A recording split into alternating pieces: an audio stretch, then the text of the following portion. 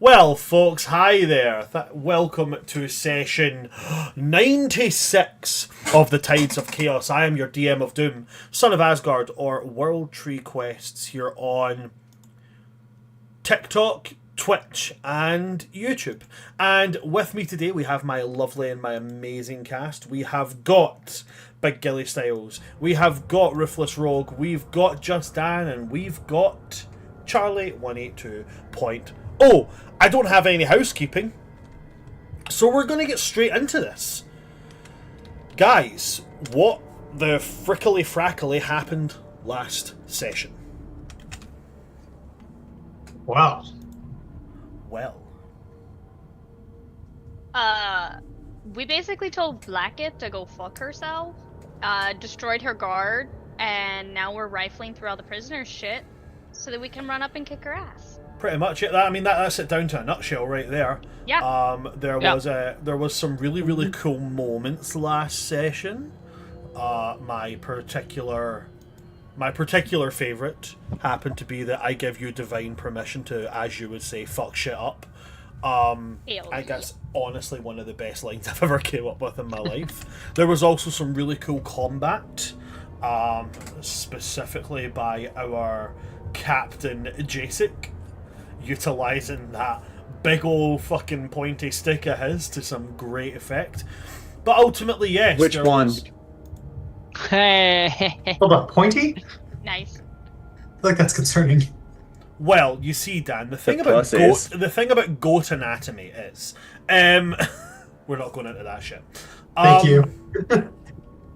But no, there was a lot of really good combat, and it was very entertaining to be a part of. But now, as was said, we are going into the party, looking around inside this storage room where all of the prisoners' equipment over the course of the past however long has been stored. And it definitely sounds like the party is going to be taking part in a little bit of land-based piracy. That's called stealing. That's called thievery. I mean, Technically, we're in the sky. Skyvery. Once we get our stuff, we could just grab all of the stuff and just throw it in the bag of holding. Yeah, even if it's not ours, I like that idea. we just I'm thievery a it. big fan of that idea. We can sort it out later. Yeah, and if we just happen to see anything that looks valuable while we're throwing it in there, we can pull it out. Like there's a potion or something, grab it. But I liked the idea of just doing what we did in the vaults, in the water vault. Just shove it all in a bag.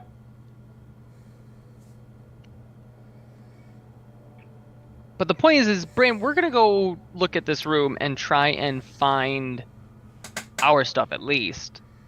Okay, easily done. Your own stuff is kind of easy to locate. As it's kind of some of the newer stuff, it's closer to the front of all this. Pardon me, I'm burping like a motherfucker right there. Ugh.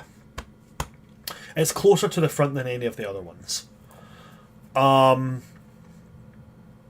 So I'll give you finding your own things without any kind of investigation needed. From there, if you're just sweeping everything into the bag, I mean, you can roll, what would it be? It would be, the easiest way to do it would be to roll a D100 and half the number. A D100 and half the number? Yeah, so if you roll like a 48, you half it and get 24. And that's what your roll is. 59. 59 for you, so 59 would go to 58, then it would be half down to 29? 58 half. What's 58 halved? Oh, 60 halved is 30, and I minus 1. 50 is a weird one because you got to go 50 becomes 25, 8 becomes 4, 29. Yeah, it's 29. You're very correct. So a 29. You know, just based on how you're sweeping things into the bag, but you're stopping if anything looks interesting. Some of these are good and some of these are not good, by the way. I'm just pointing that out there right now. Jacek. What do we got? Jacek, you find what appears to be like a small, it's like a two-faced amulet almost. It's got a weird number of string connections, and it takes a bit of finagling for you to find out. But it's supposed to be worn on your hand, like so. The strings almost form like glovelets, and the two amulets sit here and here. What you're saying is like fingerless gloves. So, but there's no glove. It's just string, and then these amulets in the middle that sit here. Okay, it seems interesting. So, Is that the only thing of note that pops out? It depends on if he puts it on. well, I do like note them. I'm realistically gonna be putting it all into the Okay, cool. the Fine. bag of holding, but being like going like, huh. Gonna like kind of do like a quick like show to people before like shoving it in the bag. Absolutely fine. Unless anyone else is completely interested. Realistically, Jasek's just trying to get shit in so we can Move I it. specifically want to look for potions. I was going to say the same. Potions, spell sheets, anything, spell scrolls, anything that looks like it could, provide us with spell slots, really. Okay, so as you guys are looking for something specific, I will allow you guys to make investigation checks.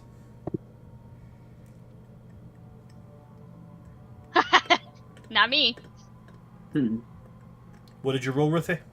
A nat 1 for a total of 10. Okay, so yeah, as you're looking through it, Talus, you can't see I'm dumb. anything that remotely looks like a potion bottle.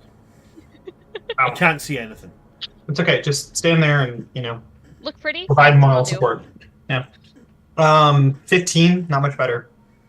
15 for yourself. Okay, so on a 15, you are going to find a scroll. One singular scroll stands out. Okay.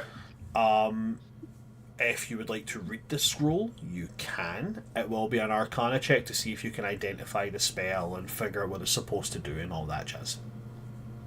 Yes. Okay, so that would be an Arcana check for you. That's going to be a 17. 17. Okay, so a 17 on the Arcana check. That is going to be enough for... That's going to be enough for once this loads up. There we are.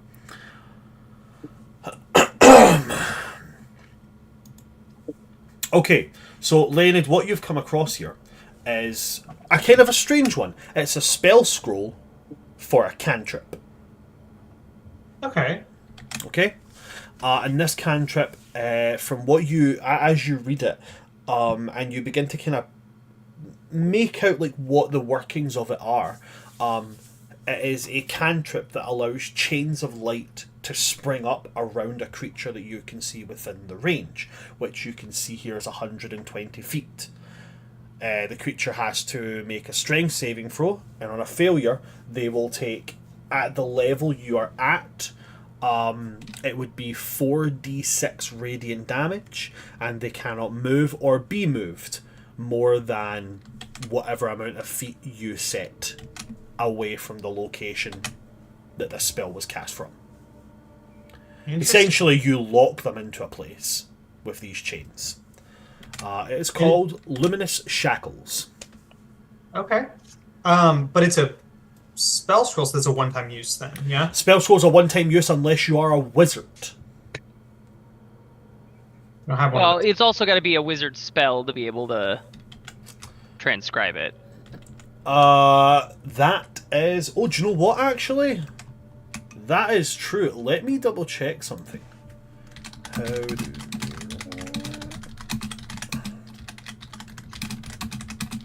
That could go really well with a prismatic wall. Imagine getting someone on the wall and then freezing them. Okay, so you can learn a spell.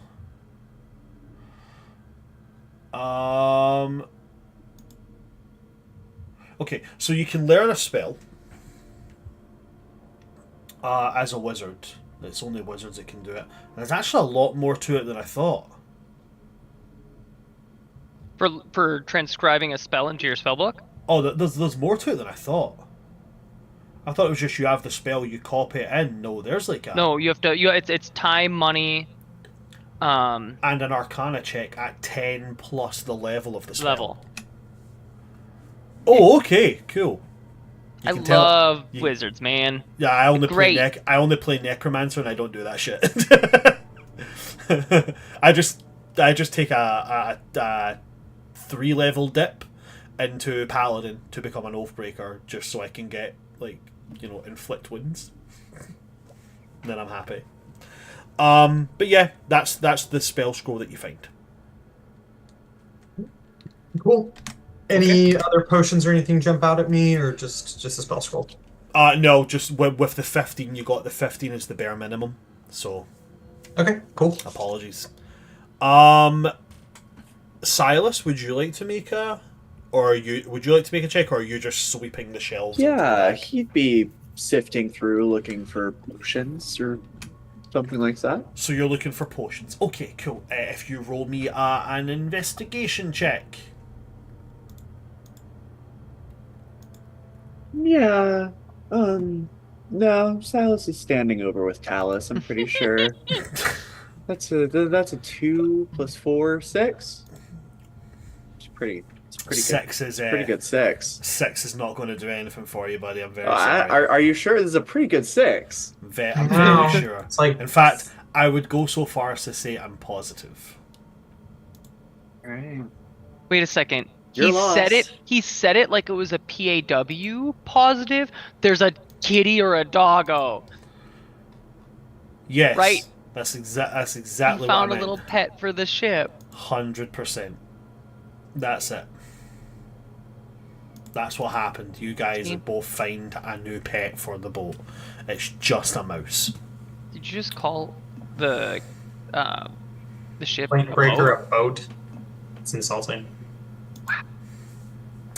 What can I say, guys? If it's not the Tempest, it's a boat. I don't play favourites, but I do have favourites. No. I don't play around with my favorites. So yeah, you guys, you don't see anything of major that stands out a lot as you're just sweeping everything into this bag. So the only thing you found was a scroll for a cantrip, and Thanks for the recap. Thanks for that, Brad. a little glove thing that you decided to ignore. It's not that so much I wanted to ignore it. It's just We don't at the have moment, time. like it's kind of like Jacek was the one like we need to go. I would love to take the hour to short rest with it, to attune to it, to someone to cast Identify on it. I'd love to do that, but unless someone's got that, I don't got it. Okay, absolutely fine. So what's the next step from here?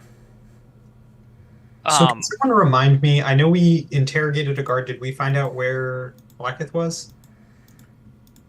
I think we assumed just like down this hallway. I think we're like Yeah, heading so to her. we had 2 conflicting stories. The idea was that one group was saying the pathway to Vlaakith was at the top of the prison. The other one was saying that it was at the bottom. The group that was saying that Vlaakith's elite guard was at the bottom and that it then lets out to a labyrinth that leads to Vlaakith from there. That appears to be the one that's correct because we made it to the bottom and fought the elite guard. So, Okay. You've also been told by one of the people that you fought in this combat that Vlaakith is preparing for a ritual. And that ritual is in her private chamber, whatever that means. Ooh. We don't know how long the ritual will That is take, one thing you don't. what the preparing for the ritual means, but the whole point is we don't want to give her that chance.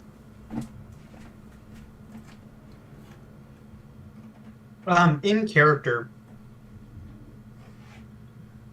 unless everyone's just walking away, I can wait. Fine. I've still No. I've still got my headphones on. I can hear It's you. not like I'm about to say anything. Ruthie's gonna be right back. She's Oh, gonna wait. go check on something. I had my head. I was just going to see Ruthie about something as well, so don't worry. Yeah. I've got my headphones on, so I can still hear you. It's the coolest thing. I love it. So, Lady, do you have something you would like to? I was gonna wait until Ruthie was here because I have a feeling Callus might have something to say, and I want to include everyone. Okay, no worries. I'm also going to confirm something to you guys right now. There are many steps you can take to get, I guess, what you would call the good ending out of this. One of them was one of them you did do correctly was reuniting Minsk and Boo, because Minsk's stat block before Boo was that of a CR7 Minsk. When you give him Boo, it goes up to CR14. Okay. That's great. Very big, very helpful. No, like honestly, this is such a cool stat block that I found. It's so good. Where is he? Where is it? Oh my god, where did I put it? I had it somewhere. Damn it! Why the fuck do I do this to myself? I do this all the time when I find cool things, and I'm like, what? Where the fuck did I put it?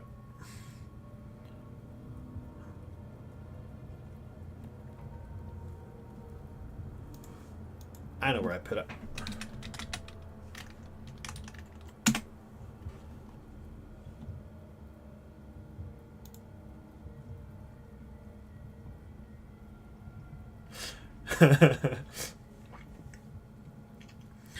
When Boo is within 5 feet of Minsk, Minsk can go into a berserker fury.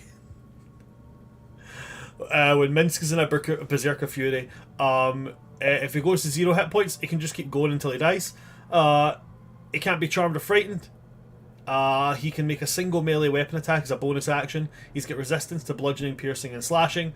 He gets a +4 bonus to damage rolls, and he gets basically the running joke of Minsk being a ranger who somehow has a barbarian's abilities is true only when Boo is there.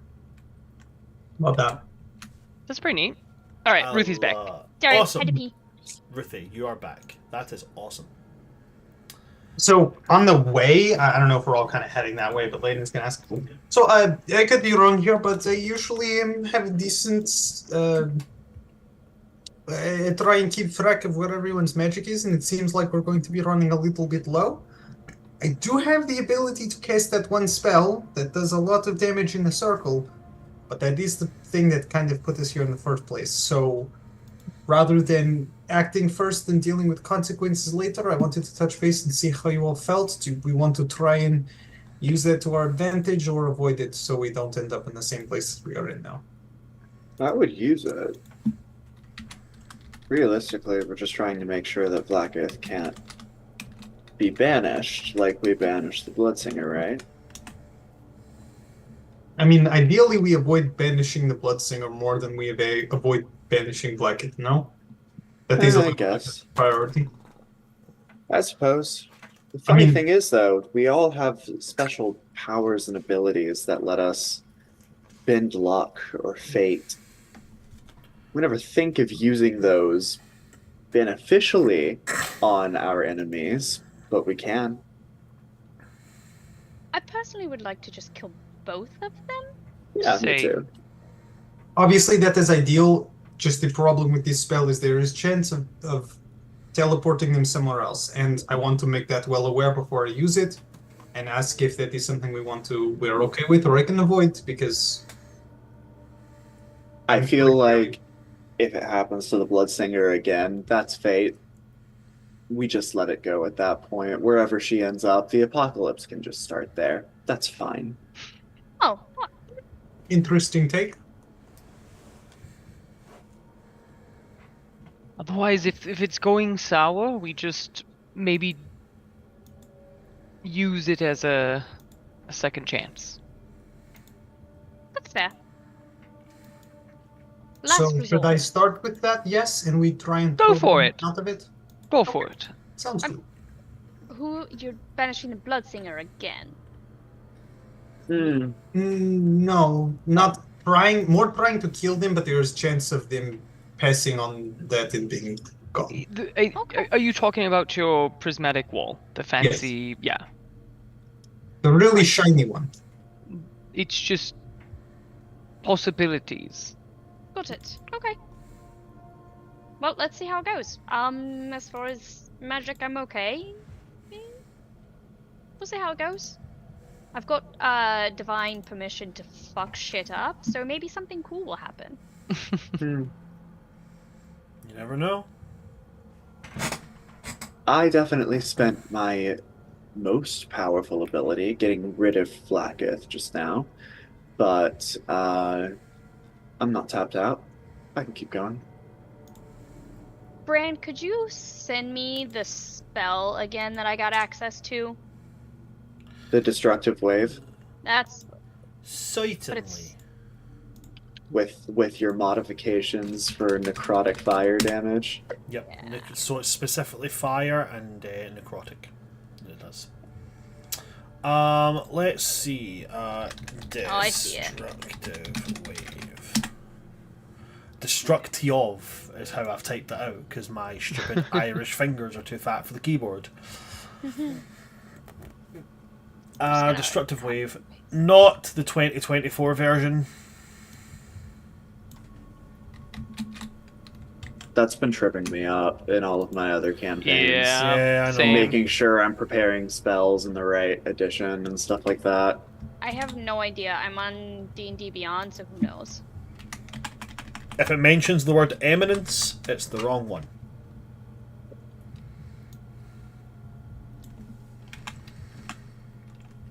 Because that's a new thing.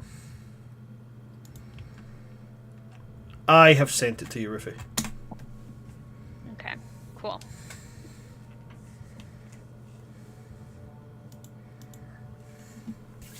And I've specifically changed the wording so it does fit in with just the Yeah. fire and necrotic thing as well for you. I believe the operating on that is when you use it, you roll a d6, and if you roll a 6, you can cast it again. But if I don't, then I have to wait until the next day. You have to wait until you finish the long rest. Okay, cool. So, everybody now has all their belongings back, including Topo, and including Delman, and Layla. Everybody has their belongings back. Yes, Leonid. Oh, I'm sorry. Quick question. How is Layla doing? I know she was in pretty rough shape post that fight. So, since Faulkner was healed up by other people's healing capabilities, Faulkner just put his lay on hands into her. Okay. So Layla is... She's not perfect, but she's definitely doing a lot better than she was. She's now at 93 hit points. I'm also going to, just kind of as we're running over, I'm going to use one of my elemental abilities, Aquatic Rejuvenation, which heals 2d8 plus Constitution modifier. Okay. Question, I'm guessing that buff to the healing where it was max, that was just for that one spell, correct? Yes. Okay. Okay, that's 9 bucks.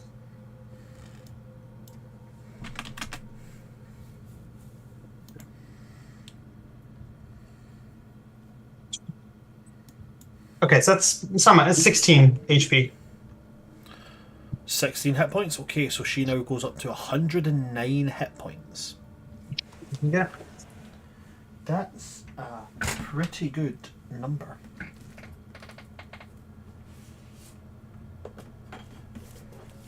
Just grab a hold of this here.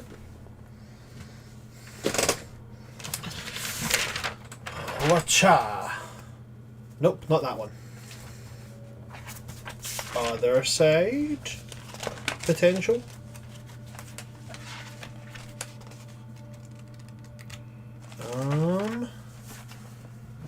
No, not that one. Where's other notebooks? Ah, there's other notebook. Ooh, ah. Found it. Okay, cool. No doubt. There we are. Alrighty. So Layla now sitting at a very positive 109 hit points. So she's actually looking pretty decent right now. Nice.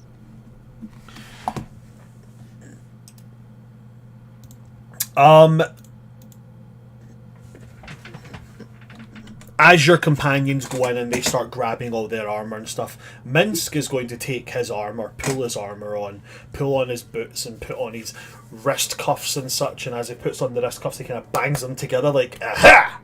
As if like, these are what he wanted. Then he's going to look at the sword that he had, and he's going to look at the two-handed sword that he's picked up from one of the Gith that died, and he's going to be like,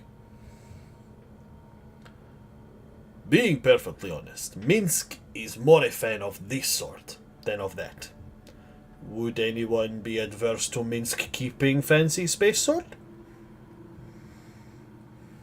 Okay. No, you've earned it. And there's a brief amount of squeaking from his shoulder, and he goes, ha! Boo says Minsk deserves to treat himself every now and again.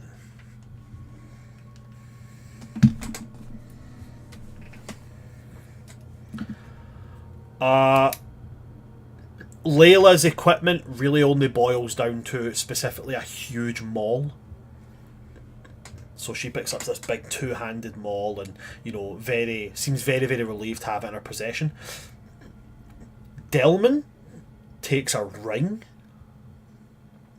and pulls on a set of robes. And the ring, as he slides it onto his finger, it goes on like telekinetically, and as he puts it on, his whole skin tone changes. It goes from being like a very dull greyish purple to being all like a very kind of violet undertones, and like there's almost like veining that spreads from the ring out, patterning up it just up to like the shoulder of his arm. But he definitely seems more, you know, alive now that he's got this back. Faulkner obviously grabs his sword, talks to it a little bit, makes sure it's okay, and then is like, okay, cool, I'm good, I'm golden. And then kind of does doubles back, and then puts his hat on, and he's like, okay, now I'm good. And that's Layla, that's Delm, that's missing. Topo's only thing that he has is a belt. So he picks up the belt, pulls on this big belt, and kind of like rolls the shoulders out as he pulls it on, and then like, I'm ready to go. Well, I like our chances a lot better now. They all turn and look to you expectantly like, fearless leaders, where do we go from here?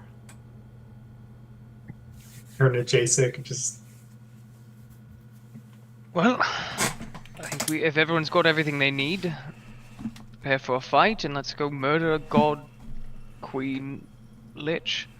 Jasek's gonna start, kind of shake his muscles a little bit, and start walking down the hallway we just came before going, turning around, and walking to the door that we're supposed to go to.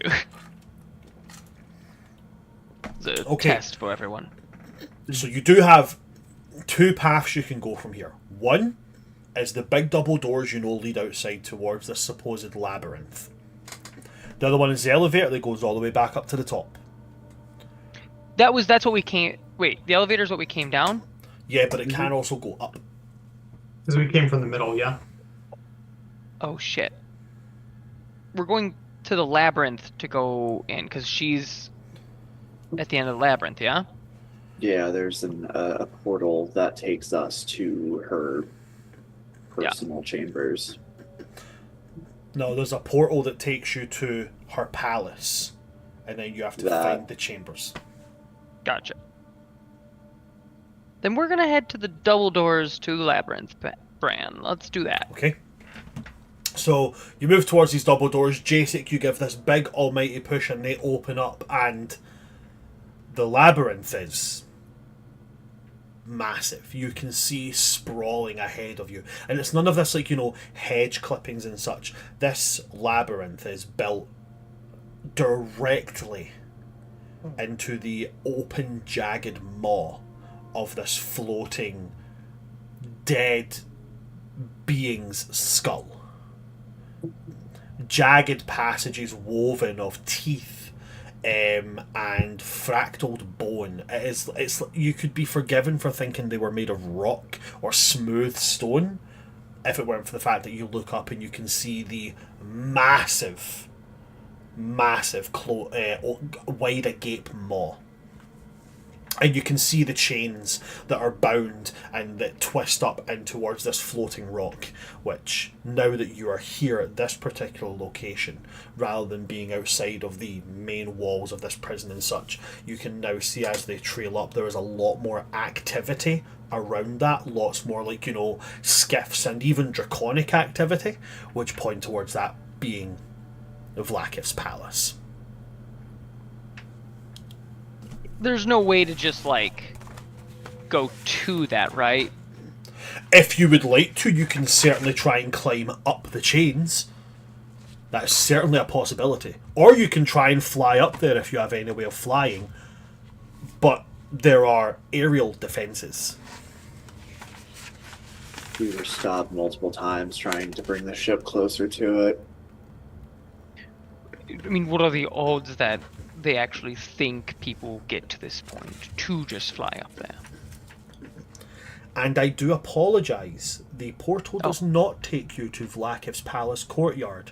It takes you into the main hall of Vlaakith's palace. So it actually gets you further in. I do apologise. I mean, technically I could try and fly up, but I would be a little worried about being overexposed. I have a feeling there's someone posted to keep people from just flying to the palace, given that they have flying machines here. So then we make our way. I don't want to go through, but all right, let's Like burn it down. Huh. Didn't you say it was made of stone? Technically it's made of bone. Massively calcified bone, but bone. Bones melt. It is true. I have had good bones too, where they like melt bones into nice broth. No, it's the marrow of the bone that goes to the broth. Sorry, marrow bone. The smell of incense wafts into your nostrils. Silas is on the ground, casting a spell. I'd like to cast legend lore on this labyrinth. Oh. Okay. Okay, neat. Right, hold up. I need to open something up. Give me a moment. When you said you smelled incense, I was half expecting to look down and like Silas is making soup out of the bones. I was gonna be like, we could do that. Can I have your bones for soup? No, you can't have bones. But no, I can't make soup. Yeah. Oh, now I can't make soup. Okie dokie. Right, let me just find. Where is the link? Where's the link? There it is. Click that. Nope, that took me to the wrong place. I'd like to extend the legend lore to Vlaakith's palace, if at all possible, but I know that divination gives you exactly what it wants to give you, so I will take what I get. Okay.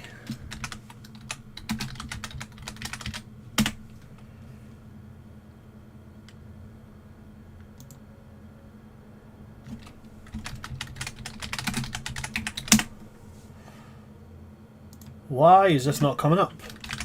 Oh, because D&D Beyond's not working. Why won't you work? You stupid thing. Can you believe that? Okay, it's working now. Fantastic. Right. Let's see here.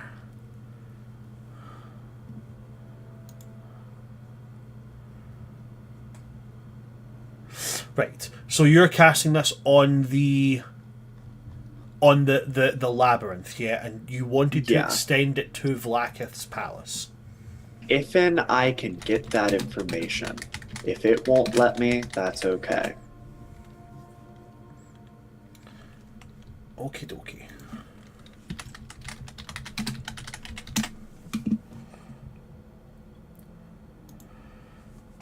Okie dokie. So,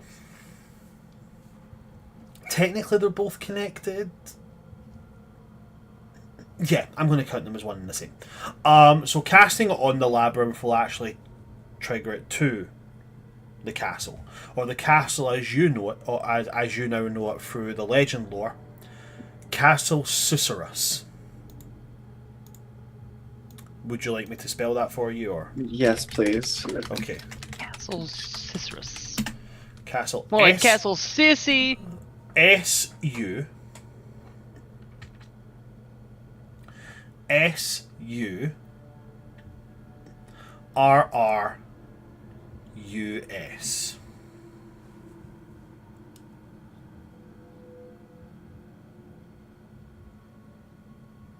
Got it.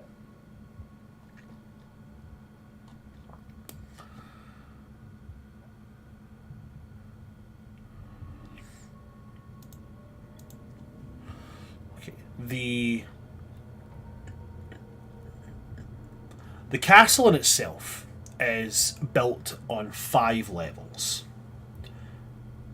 The majority of these levels are very standard in the way of most castles. A great hall, place to entertain people. But there's a bit of, what's the word for it? Self-appreciation within this palace, within this castle as well. As there is a worship hall specifically designated to the worship of Vlaakith built into this. In the higher towers that go above the 5th level, there is space for dragons to land, including one particular tower that has been covered with some of the most heavy cloaking magics within Vlaakith's arsenal. It is very much believed that Vlaakith's very own devoted draconic companion, Ephelamon, lives here. Is that the one we just killed? Absolutely not. That was a standard dragon. Okay. Castle Susurrus has lots of defences built into it, and many of them stretch beyond the standard guards. It's often rumoured that Castle Susurrus, otherwise known as the Palace of Whispers, is named such because those who step into its hallways are very rarely found, and very often Vlaakith shows no worry or fear about those who wander through the halls. Many adventurers have tried to come here and lay claim. Many have come to try and take Vlaakith's life, and not all of them have left with lives or mentality intact, and those who do leave never leave with both. It is whispered within this Palace of Whispers that there is a secret lair in which Vlaakith enacts horrific and cruel methods of necromancy to fuel her false godhood. And it's said that she's constantly seeking for that which will ascend her into true godhood. This has been one of the many locations where people have theorised that the great lich turned god Vecna, where his book, the Book of Vile Darkness, has been rumoured to be held. The party will obviously know that that is not correct. This has also been theorised to be the location of many dead gods' items of power, which some theorise may not have any power left in them. As for where this chamber is, because of the use of legend lore, if you can find your way into Vlaakith's throne room, her personal chamber can be entered by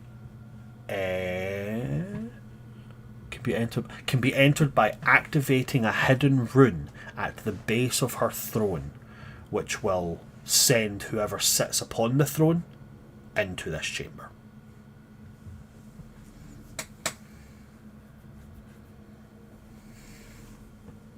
Geez, talk about a lot of bang for your buck with a spell. Good lord. Legend Lore gives you full details about the whole thing. Legend Lore is a really useful spell. So naturally, I use it once every several months. Absolutely. So, as Silas is sort of gleaning this information, he'll just be muttering it out loud. So the party is like hearing all of this, receiving it. After a moment, he'll stand up and go, "That helps some. So we're looking for her in one of two places, ideally. Either that secret lair area where she may or may not do lich things, or we're looking for her in her personal chambers, which I don't know. I would never cast where I sleep, personally. That feels like bad form, but some people do. I say Secret Chambers is a good bet. I mean, if I was going to try to become a god, like spooky place with dead gods items seemed like a good place to start. I didn't get any information on solving the labyrinth itself. That may be on us. But I did learn about that there's that one secret tower that we could potentially try to fly to. Of course, we'd have to find it. I mean, I could fly above the labyrinth and guide you and hope I don't get shot out of the sky. See, I that can doesn't fly just seem high an enough issue. to see above walls without trying to fly to palace. Could be good middle ground. I mean, we might as well try that. Okay, if I die, just, try and catch me in strong arms, yes? Sure, but we Logically, I have mean palace. potential aversions for it, right? Don't worry, if you get killed in the air, you'll probably be resurrected mid-fall. That's Then true. you hope someone catches you. That is a good point. I mean, Tell us, can't I fly recommended you because for a you're while. height. You're closest to the top. That's true, I am tallest. Okay, Shut your whole mouth, Silas. let's give this shot, yes? Leonid go. is gonna fly. How high up do I need to get to go above? To get above the open jaw of Yeah. this. Yeah. That's quite high up. You're talking about 110 feet. Ooh. Essentially, this labyrinth and these towers go right down into the back of this creature's skull, and essentially this labyrinth exists at the back of its throat. Good thing it doesn't have a gag reflex anymore. I'm going to. Yes. Aha. I'm gonna cast invisibility. Sometimes the ADHD no filter thing is really, really it doesn't pay off well. Sometimes it's horrible. Oh god, it took me about 3 seconds to realise I'd actually said that. I called Okay. Thank you. I got that reference. I'm gonna request someone who has a message to regularly send messages to me because I don't have message, but I am gonna cast invisibility so that hopefully no one sees me as I'm flying 110 feet in the air. Okay. Right. Alice can do that. What Yeah, I'll level? just basically keep an open line of communication. Okay. What level are you casting invisibility at? I'm covering. Let's see. It's from the mandolin, so I'll have to check. Okay. It looks like second. Second? Alright.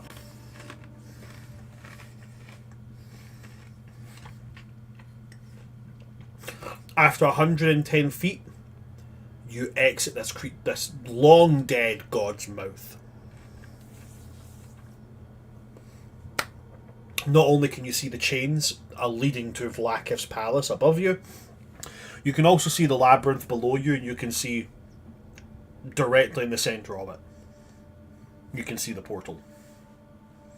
Great. I'll relay that information and start trying to guide them as quickly as possible to that point. So you're basically playing, okay, take this left here. Okay, no, Yeah. wait, no, I got that wrong. Backtrack. You want to take the right, and you're basically doing that and leading them through it. Mouse Yeah. through the maze style. I mean, I would assume I'd have a relatively easy time doing that, being able to see the whole thing at once, hopefully. No, absolutely. You can. Well, you can't see the whole labyrinth, but you can see to the middle, and you can move like above it and see down into it. Okay, yeah, I'll do that. Invisibility lasts an hour, and I have plenty of charges on my boots, so... Okay. As you're doing this and keeping this line of communication open, you're also able to warn the party of creatures you can see moving throughout the labyrinth. The thing I will ask, first off to the party, are you guys moving quickly or are you moving quietly? I mean, we got a decent-sized group. My guess is it's more quick than quiet. So, let me check something, because I have Staff of the Woodlands, which lets me cast Pass Without a Trace at will. Each creature you choose within 30 feet of you has a plus 10 bonus to dexterity checks and can't be tracked except by magical means. Creature that receives this bonus leaves behind no tracks or other traces of its passage. So both. I'm going to cast Pass Without a Trace over our group, but I think speed is still the... speed is still being prioritized over stealth. Okay. I'll just make sure we have Pass Without a Trace, so stealth is made that much better. Okay. All right. And then I guess I would say to Dan is, as they're moving through, you're giving them these warnings. With them moving through quite quickly. Well, actually, no. I guess if they're moving through quite quickly, then it kind of takes away the possibility of that. Never mind, Dan. Never mind. They've decided to move through quickly. So with Pass Without Trace being cast, I will need a stealth check from you guys. You do have your plus 10. As you're moving quickly, it will be at disadvantage because you're, running. Sounds good. I will roll for... Oh, yeah, it does. I rolled a nat 20 and a 5. Oh, Oh, that's criminal. Brand, would I... if they're sprinting, I'm guessing I'm not going to have time to completely, guide them around people without them running in. Or could I give them a heads up if they're about to run Got a into a 15 monster? and a 14. No, that's what I'm talking about. You're able to do that, so they're able to know if monsters are nearby them. But because they're moving quickly, the creatures can hear them. So it's not about like, oh, avoid them. It's more, hey, they're coming. Get ready. Yeah. You said we get a Okay. plus 10, Charlie? Plus 10 because of Pass Pass Without a Trace gives a plus 10. I feel like Finny right now, and this is just pure luck because I rolled a 15 and a 14 for my at disadvantage, so that's 33 with the plus 10. Hey. Remember when Hello? Finny could get that? And just she's as a doing regular that roll? and heals all of you. In heels, Remember you that. bitches. I love the idea of like, if you're all traveling together, right, and one person's really sneaky and someone else is less sneaky. I know this makes no sense, but I love the idea of like the sneaky person being able to make up for the not sneaky person. I've always loved that about like party stealth checks. Like, oh my god, I'm so loud in my plate armor. Don't worry, my armor is quiet enough for both of us. It's like, I'll just shut you every time. Like, Yeah, I'm so quiet, I'm actually dampening your noise too. It's like a muffle around both of us. I love that. That's what I need. I only got a 19. 19 in total. All right. Talus got a 30 something. that. Silas, what did you get? I got a 23. Okay. Minskin Boo. The first roll was a 6 and a nat 20, but with a 6. It's at least a 16. It's at least a 16. That's not true. They could have a minus. No. So No, none of it it's a either. 17. 17 in total. Then we go Topo. God's sake, man! What is it with What is it with this? What is it, Bran? What is it? What's So happening? the first roll was a 7, the second roll was a nat 20. Yeah. Okay, let's hope he's getting all the nat 20s out now, so when we fight, Right, so when we fight Blackout, it's like there's none. Yeah. because that's how statistics works. Yeah. Yeah, Absolutely. of course. Didn't you know that? Like, the world is slowly running out of dirty 20s and nat 20s. Yeah. I'm actually in statistics right now, and the more nat 20s you roll in a day, the fewer you're going to be able to in the afternoon. Ever in your life. Ever. I mean, yeah, really, like, you only have a certain number of nat 20s ever in your life, and so, like, really, every time you see a nat 20, you should be a little sad. Cause, Wait, like, is that the you're- same for crits? Like if I roll, or is it an infinite amount of crits? No, crystals are the same way. Oh, okay. So wait, are you saying if I do enough dumb stuff in my life, I'll eventually run out of dumb stuff and bad luck, and I'll just kind of be coasting? Crazy, right? Wow. So Time to go try some. Just kidding. We're on Twitch. I'm not going to get us banned. So Topo's was a 19. Then we get Faulkner. Oh god, I hate doing math. Faulkner's is a 31. Now we've done Minsk, we've done Topo, we've done Faulkner, now we have Layla. Okay, Layla coming out with the big guns here.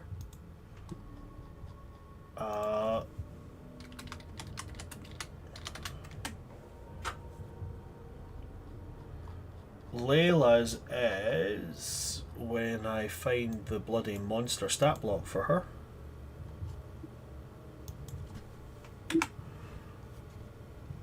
Ah, cool. Layla's is a 22. And last and most certainly not least, we have Delman. So Delman is a, what's the one I'm using again? Is it a, it's a clairvoyant, isn't it? It's that one. You're the weird one, aren't you? Yeah, it's that one. Cool. Stealth check. 15 being the lowest, plus the... Oh, he's got plus 5. So that's a dirty 20 for him. Okay. Now for the perception check. Lowest one is a 17, and that was from Minsk.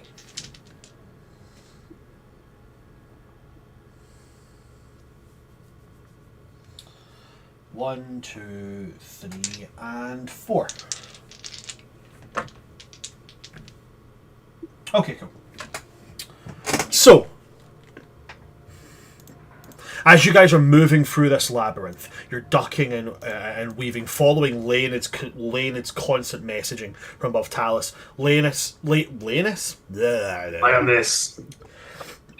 It's great value, Leonid. It's like Leonid if you got him from Wish.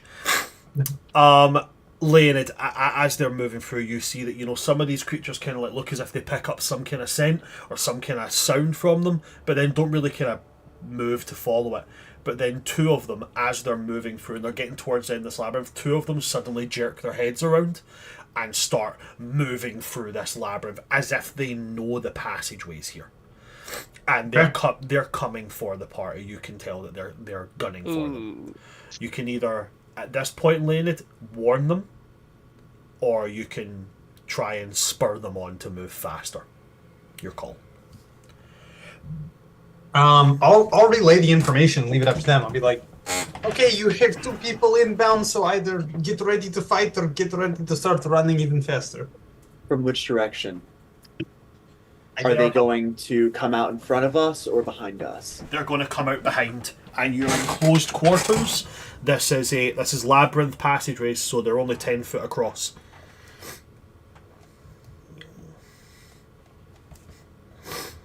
Leonid, if I throw up a wall of thorns behind us, is that going to stop them? I would assume it would slow them down. Bran, would I be correct in that? It would certainly slow them down, but they'd be able to fight their way through it, most likely. Great. How close are they to the portal? Like, if, let's say it buys them 10 minutes, does that give them enough time to get to the portal, assuming, given the information I have now? Oh, if you could buy them 10 minutes, then yeah, they'll get to the portal easily. Yeah, I'll recommend slow them down. I'm gonna hold off until I have to. We can save it for the last minute. Then once they start coming through, Talus, blow up the wall. The wall of thorns? It's combustible. It'll burn. Wait until they start going through it. Right. Just, set them on fire once they start getting into it. Yeah. So she's gonna kind of hang towards the back with that and keep going with everybody else. Yeah, but in Bran, until these creatures show themselves, I'm gonna just keep a held action to cast Wall of Thorns. Okay, so you're holding your action until they come into your line of sight, at which point you will cast Wall of Thorns. Yes. Okay.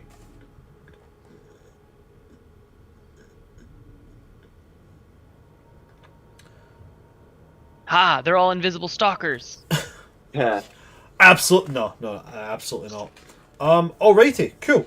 Then in that case, as you guys move on, knowing the distancing, are you guys? If you guys are sprinting, yeah, like you guys are like, Yes. okay, We're booking it. so dashing. I think the fastest one is going to be Jacek. I'm going to stay with the group, but I believe I am... The fastest movement speed, yeah. Oh, well, wait. Talus has got her wings. So she's Yeah. She dashing. had 120 base movement or 60 movement doubled. Yeah. Yeah. So I guess if you guys are moving at the speed of the fastest person, people will get left behind. If you move at the speed of the slowest person, I think the slowest person is going to be Layla, moving at 30 feet. Yeah, Silas is moving at 32. That's just very... Like, I could wild shape into something, I guess, but, Well, so is that 30 base speed, or Oh, is that, 30 base. 30 So her at a dashing, dash? she's moving at 60. Okay, cool. Yeah, so we're moving 60 feet at a minimum. J6 probably holding a bit of a lead, not too much of one. Jacek would be with Silas. He wouldn't want Silas to get, behind or anything, so he'd be with Silas.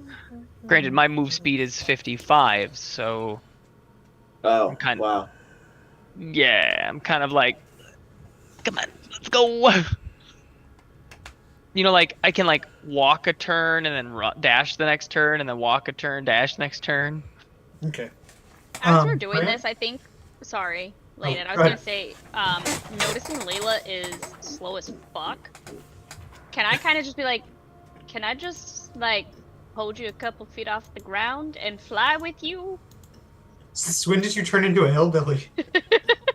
Hey. Alice has social anxiety. Howdy doodly there, partner. You don't mind if I pick you up some, I huh? just want to carry you for a little bit there. I'm just I'll gonna, learn to operate a stick shift with my beard. I'm just gonna pick you up there, okay? Just Gonna gonna pick you up here. Just gonna scoop you up there, okay? scoop you. You're just gonna get a little scooping.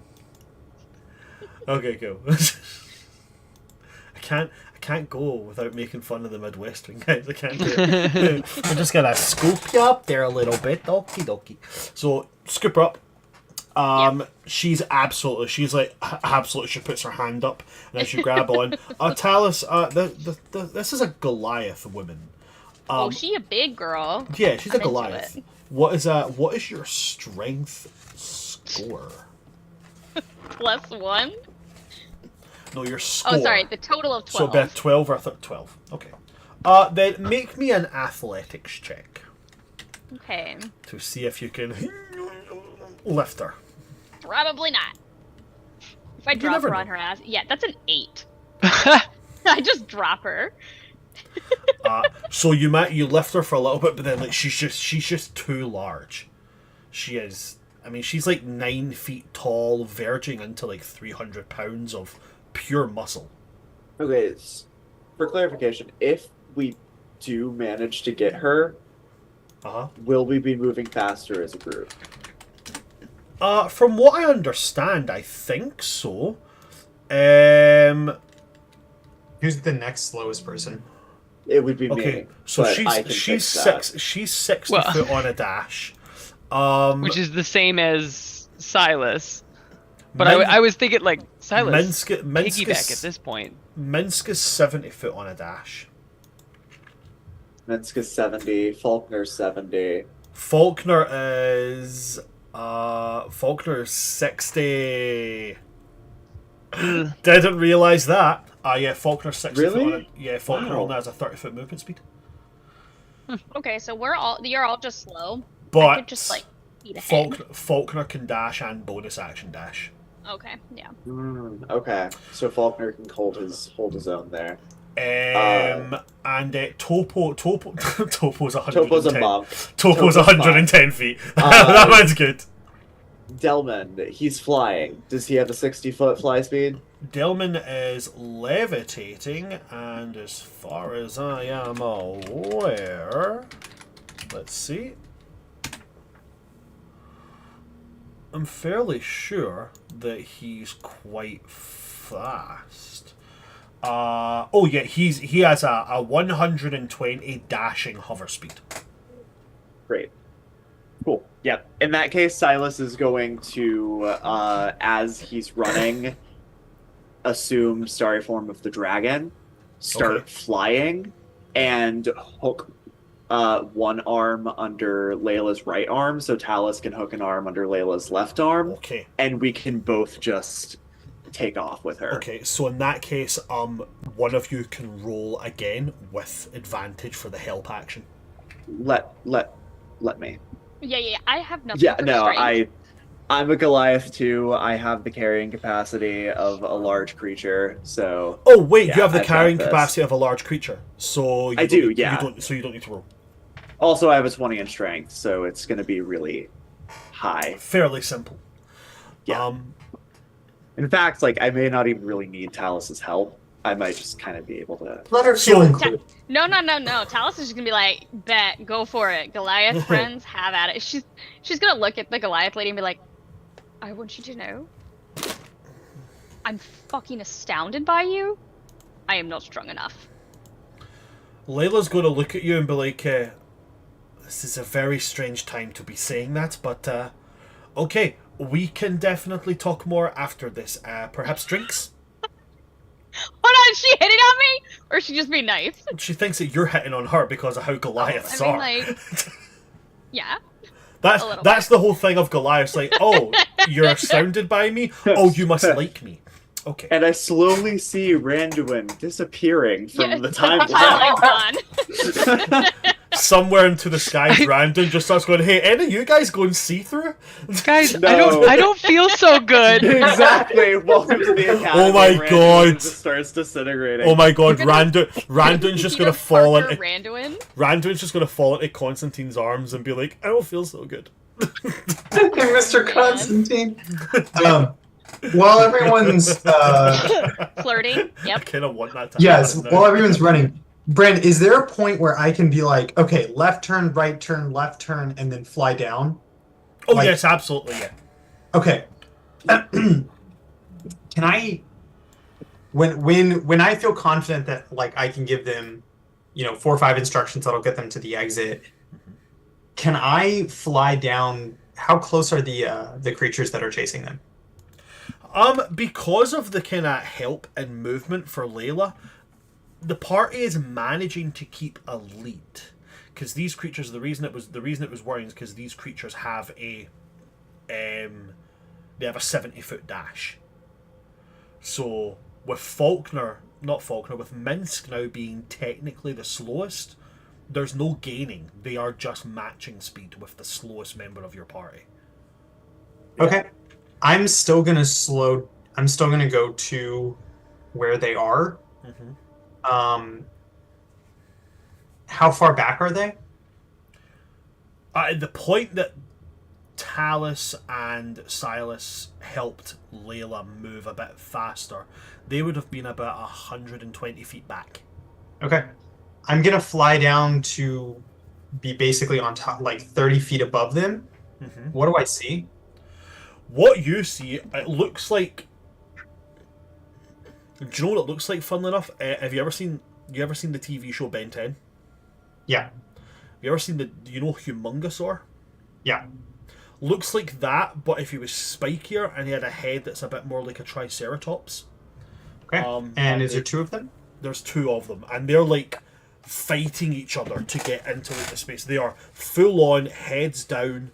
They are bipedal, but they have the ability to be quadrupedal, and they are charging forward.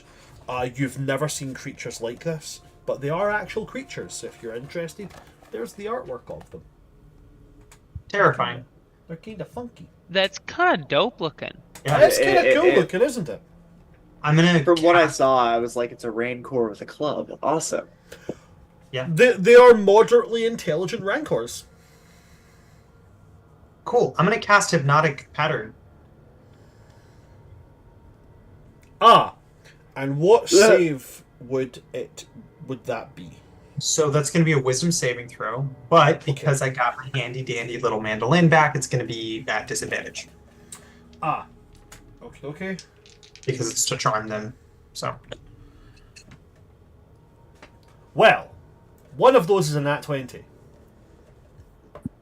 The other is a 3. Disadvantage? With disadvantage, the other one's a 3. So that is a total of 4. No.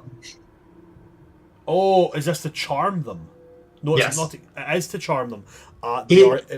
You cast out Hypnotic Pattern, and as you do, as these hypnotic waves move over them, the crest on the front of their head is going to glow slightly, as they are immune to being charmed.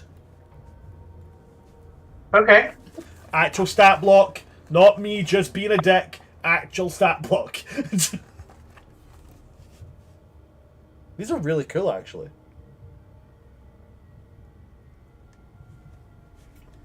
Okay. Can't really do much else, so I'll just fly ahead to where the people are. Okay. You fly ahead, you join everybody. You guys can now hear the sound of these creatures behind you roaring defiantly. You can hear the sound of their thick scaled hide rubbing against the bone. You know that weird, I don't know if you guys actually do know. Have any of you guys ever had to cut through bone? No. No. Well, Ruthie Yes. maybe. What? Yeah. Okay, sorry. They said that with such a shock in their voice. I was Oh like, wait, like a chicken. is that Yeah, no. not uncommon? Like, No, have you ever been no. hunting before? Have you never or- been hunting before? No. So for those of you that have, you know the way it kind of squeaks? Yeah. Yeah. So it's that No, sound of like as that. they're it's as charging bad as you think through. it is. Oh, it's horrific. It's like nails on a chalkboard, but if nails on a chalkboard was like slightly alcoholic and smoked 40 a day. Yeah. Yeah. Cool. And also, as you did it, you had like a weird feeling in your own bones. yes, like you 'cause feel the vibration up your arm. It's fucking weird. bone saws are trippy. Anyway, sorry. But anyway, there's that kind of squeak because remember they are scraping against what is essentially just massively calcified bone. But even with that, even with the hypnotic pattern failing, you guys can now see ahead of you this stone plinth with these kind of stairs that lead up to the edge of this weaving, almost like pitching and turning portal, as if it ebbs and flows outwards to you. It's like if somebody has, it's like if you had like bubble liquid and you pulled the ring out and did this with the bubble liquid, and the bubbles kind of the portal looks like it's doing that, almost as if it's trying to beckon you into it. But you guys can see the portal here. I mean, I think we're gonna try and make our way as fast as possible. Those that can, JC can say just like, go, and he's gonna stay with like the whoever's the slowest. I think at this point it is Faulkner. No, Minsk. Oh, it Minx. Faulkner can double dash Oh, he can double dash. Okay, because he's got his action dash and then he's got bonus action dash. gotcha. Then yeah, he's gonna stay with Minx, but just kind of like, this is it. Just get into the portal. Okay.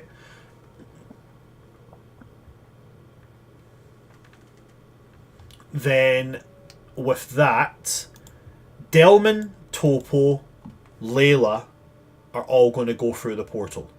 Faulkner's going to get to the portal and then kind of turn back with Undertow drawn, waiting for you guys. Who's going through the portal? What's the order people are going through in?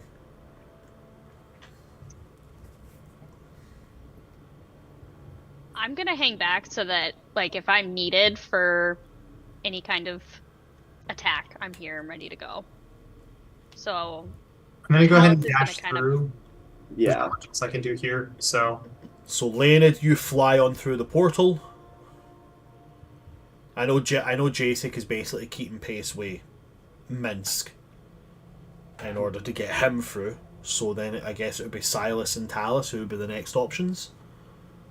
Silas is also holding off. He's waiting to cast the Wall of Thorns if it comes to needing that.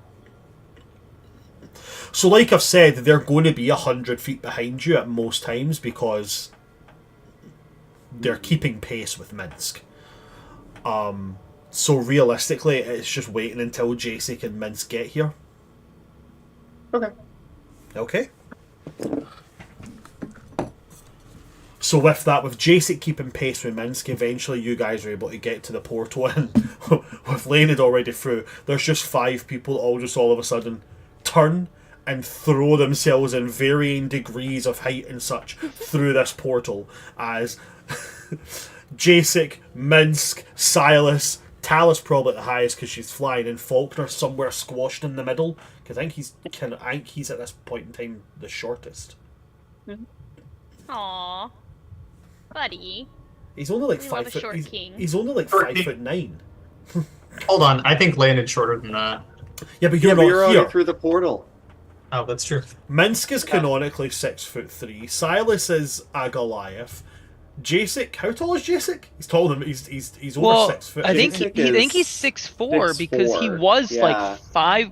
He's Yeah, shorter than he's- Talus. He's 6'4" because he was 5'4" until the blessing of Satyrus. Yeah, Satyrus buffed him. And then Talus is something ridiculous. That would have been a really awkward I think Talus is 6'5" in her height heels. difference for But kissing and stuff. how high are the heels? Oh god. I thought you said they were like 7 inches or something insane. Hold on. They probably are. She's Bruce there's- is going to dramatic like character that. There's- notes like how No, high are it's the not even heels? character notes. There's a picture we had in our group where I found a Oh. height chart, and I had Talus on it twice because it was Talus and then Talus with heels. I have 6'4". I think I'm 6'4", and then the heels add on and make me almost 6 7 foot. inches because you're Yeah. 6'11". Yeah. Okay, cool. So Talus is God. like way taller than Faulkner.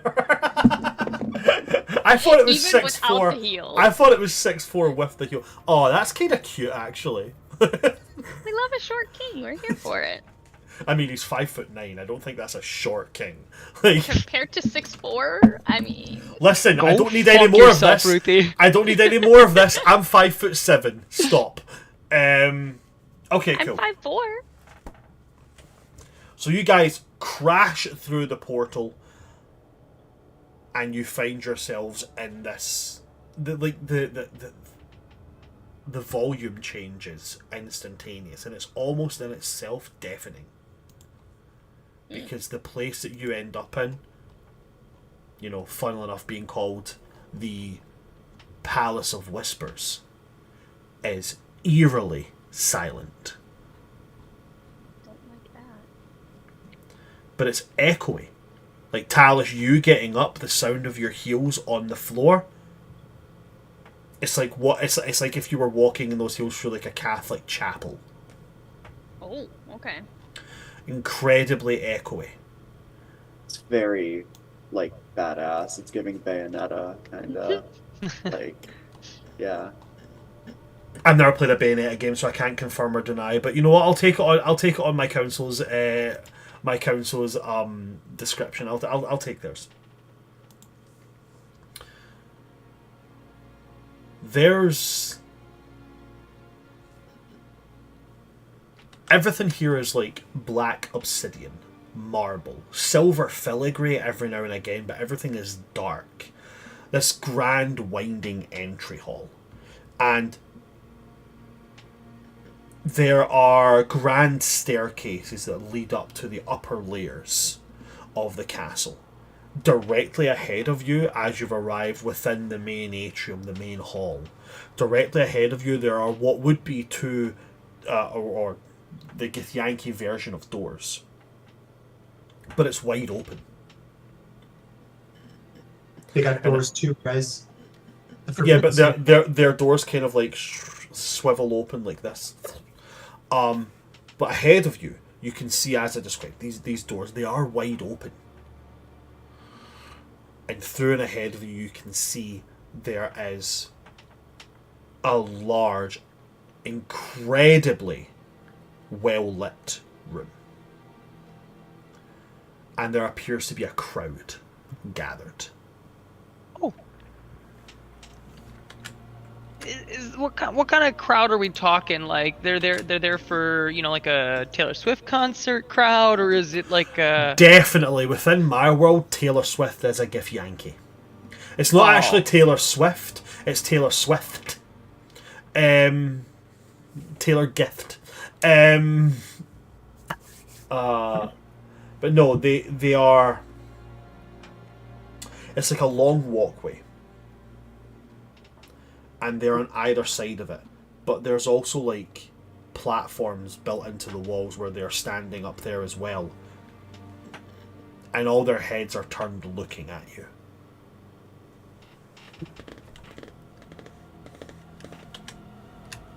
They're all looking at us. Looking in your direction, yes.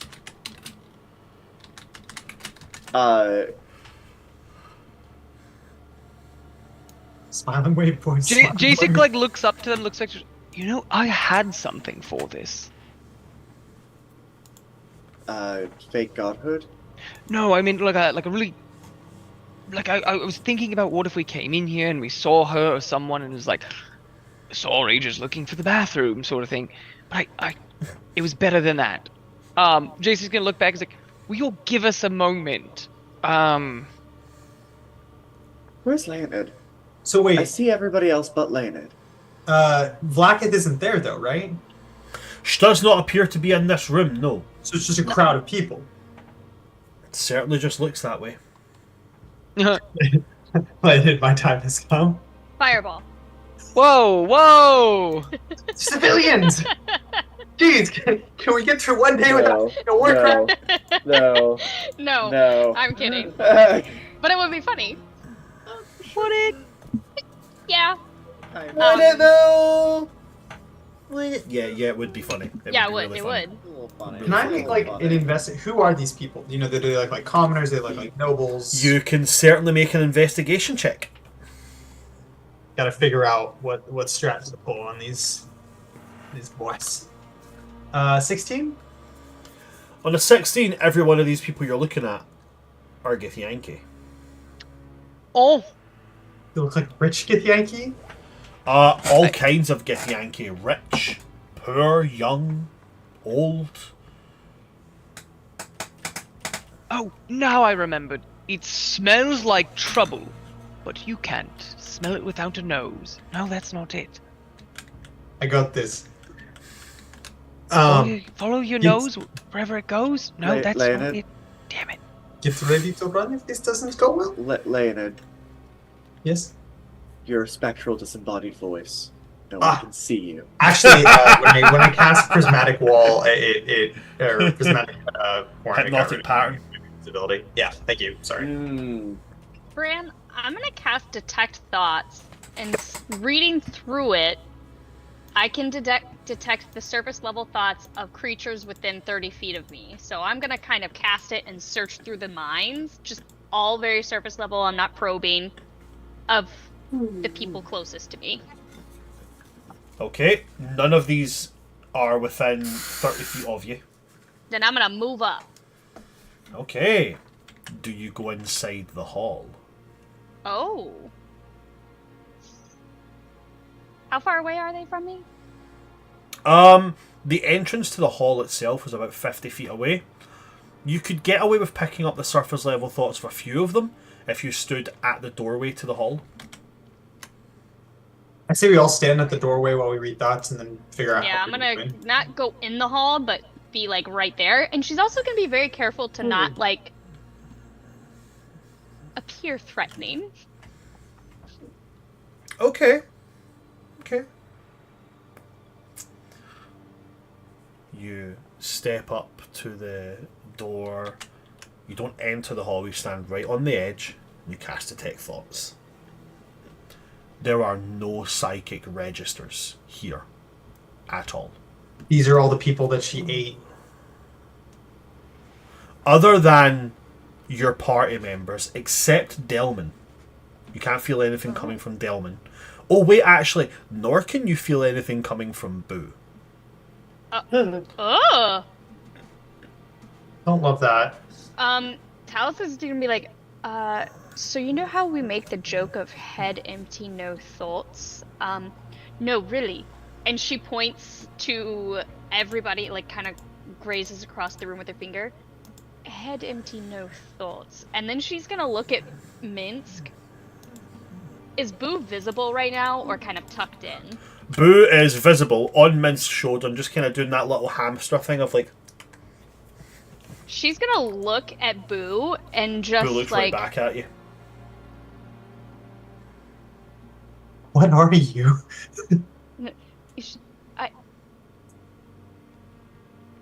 When Talos says that, Jason goes, so let's move on. I'll step forward. Talos is like, hold on, Yeah, I'm trying to get a vibe on a hamster. I know, no, that's literally... She's just like... She's just gonna kind of look at Minsk. Are you sure that's actually a hamster? Just curious. This is no hamster. This is miniature giant space hamster. Yeah. Miniature giant space hamster. Yeah, head empty, no thoughts. Oh, Boo's mind is just incredibly well defended. He is quite powerful. I don't... Listen, I have the stat block for miniature giant space hamsters right here. Okay. Problem for another time. Husks. Essentially husk. Could totally attack us. Who knows? Probably a lithid. Not that being a lithid is bad, as she turns to Delman. Delman just lifts a hand like, none taken. Jason's gonna start moving forward. Again, none taken. Yep, I'm just gonna prepare to drop a fireball on these husks. They're not. Have you just considered that your thoughts aren't available to them? I usually get at least something like, oh, I'm thinking about how to breathe properly in this situation, or, I wonder what's for dinner tonight. There's usually at least something.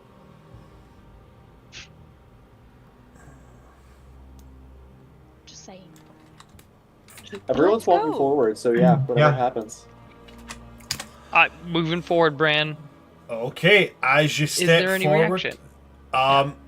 there is something that happens, but not from any of these. They continue to watch you, but all of the lights inside this room go out, casting it into darkness.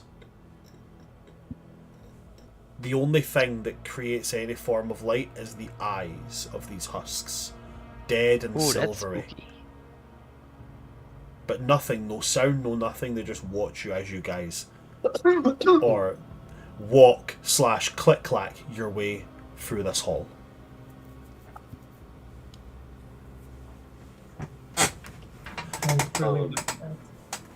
Silas reaction? does still have his starry form active, so he himself is emitting light right now. So How far does the light go?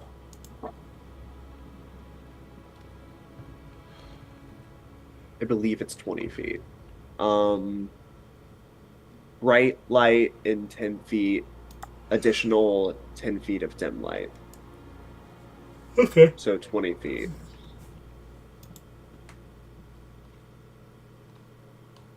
Okay, so 20 feet's not going to hit them, but it's going to illuminate around you. Oh wait, well, 20 Yeah. feet bright, 20 feet dim? No? 10 and 10. 10 and 10, okay, so that's not going to touch them. Not until we move forward. As you are moving forward through this room and the light does touch them, there's no reaction to the light. They don't react to anything at all, they just watch you move.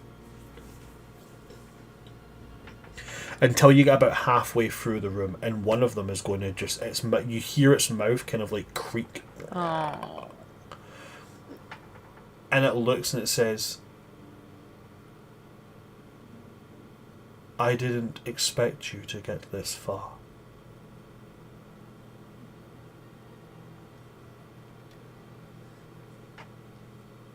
You're muted. I don't think I am. I think I was just talking too quiet. Probably we're just talking Oh. too quiet. Okay. We're used to surprising people.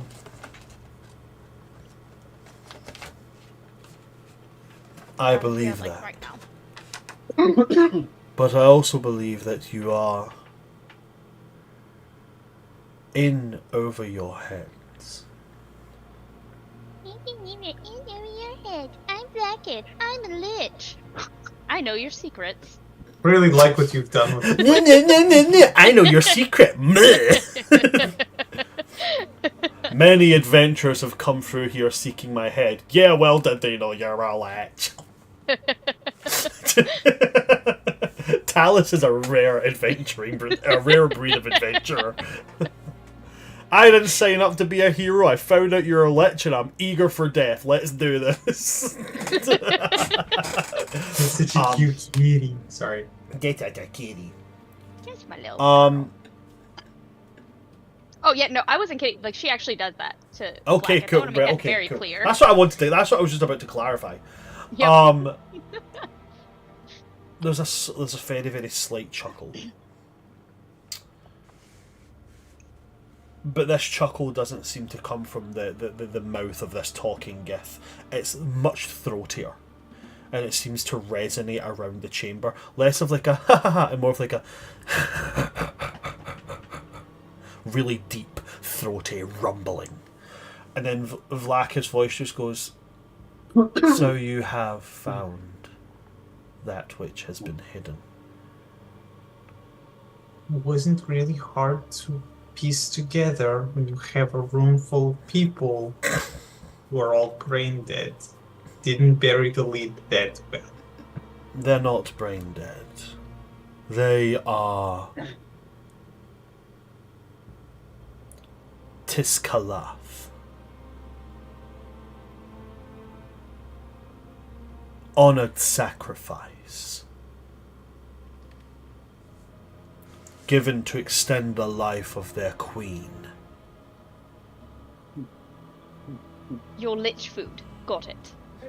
You really should clean up your leftovers. You do realize these can attract ants, yes? I think we're going to make her kill us. Like she's really gonna She- want to kill Probably us. going. When you say they're going to attract ants, her voice just, they already have. Oh, she called us ants. I can't wait to That's watch funny. ants kill a god. Let's go, everyone. Silas is just gonna look over at J6, like, do we stop them? Do we? Oh, no, this is good. No, Silas, keep looking for where we need to go. Rick, we still. Side note, like out of character, we still need the phylactery, don't we? So you guys have faced entities like liches before, so you know that liches do that's often right, I have have my wish. phylacteries. Mhm. So you do, and you also do have Yeah. that last wish from your Yep. genie. Yep. I remember what we talked about. Everything's fine. Let's continue. Okay, and she's gonna. I sense that there is nothing I can say to lower life forms like yourself to make you step away from this pursuit. But I do not have time to end you. So I pass it on to someone who I trust to do the job correctly. And it's at this point you hear now, instead of like that throaty chuckle, it's like an audible, vibrating thrum through the ground. And then you hear the faint... Sorry, who here has dark vision? I think we all do. What's the think we range all of do. all your dark visions? 60. 60. 60. Okay, you guys went about halfway. Okay, so they wouldn't be visible. Okay, this is interesting. So you guys are going to hear the sound of like soft thudding. but there's also a kind of a squelch to it. Well, actually, no, it wouldn't be a squelch. It's more like a brittle crack. And then, going towards the other end of this hallway, there's a faint flicker of some kind of light. But it seems like it's like light flickering from behind something. Like it just kind of comes from here. You don't see anything in this kind of space, it's just from here. And then she says, Ephelimon, Hatak. At which point... I want to cast Wall of Thorns in front of us. How far in front of you? Huh? How far in front of you? Oh, I mean, like, probably 20 feet in front of us. 20 feet in front of you, okay, so as she says Hatak, and you throw up this wall of thorns, these twisting, viney growths, warping their way around each other, following a bric-a-brac wall of thorns. How high does it go and how thick is it? Pop up. Staff, woodlands, wall of thorns. 10 feet high, 5 feet thick. Or a circle. We'll do the circle one. Has a 20-foot diameter and is up to 20 feet high, 5 feet thick. Okay. So you throw this around yourself. Yeah, I wrap it around us. Okay. And it's at that point where as you throw us around and it comes into shape, you hear this deep gruff voice, with pleasure. And then 2 more bright lights.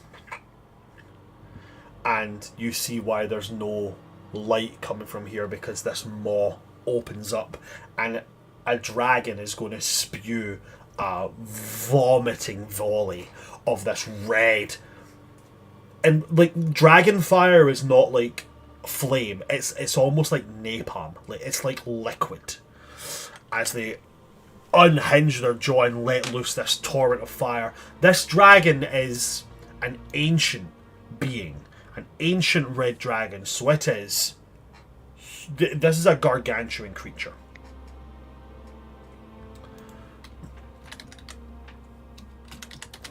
Talus is just gonna yell out closely to Blacketh. What the fuck? Jesus Christ. Okay, so what I'll do with that is Wall of Thorns. Does it give you an AC there? So... Or like a hit point total or whatever?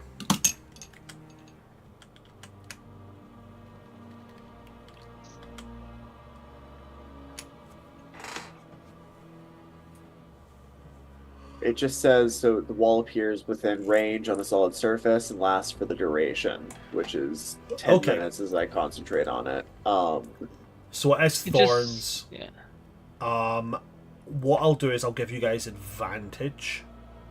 Or would thorns realistically do anything to this?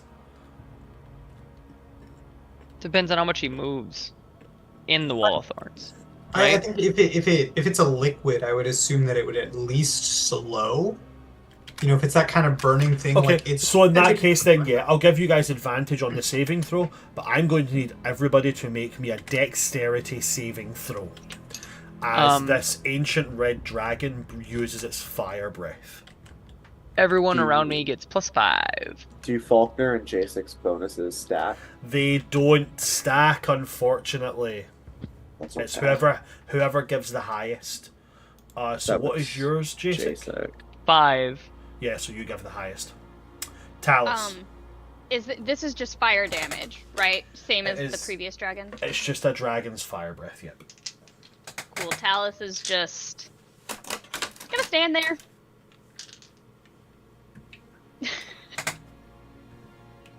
So To be fair, I can't do like any damage. All my spells are fire damage, so That's pretty cool.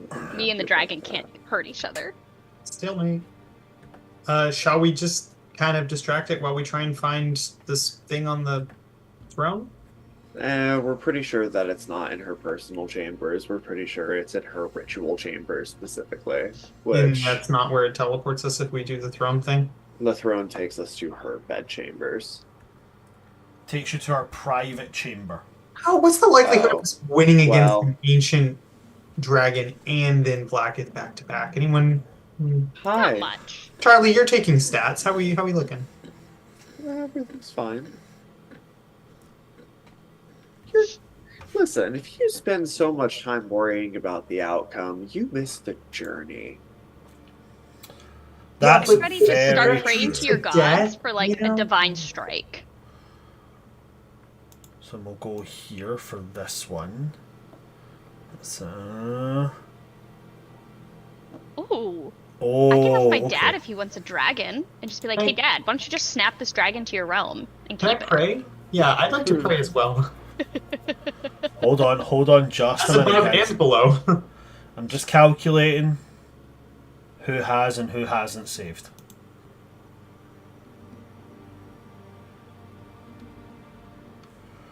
Okay.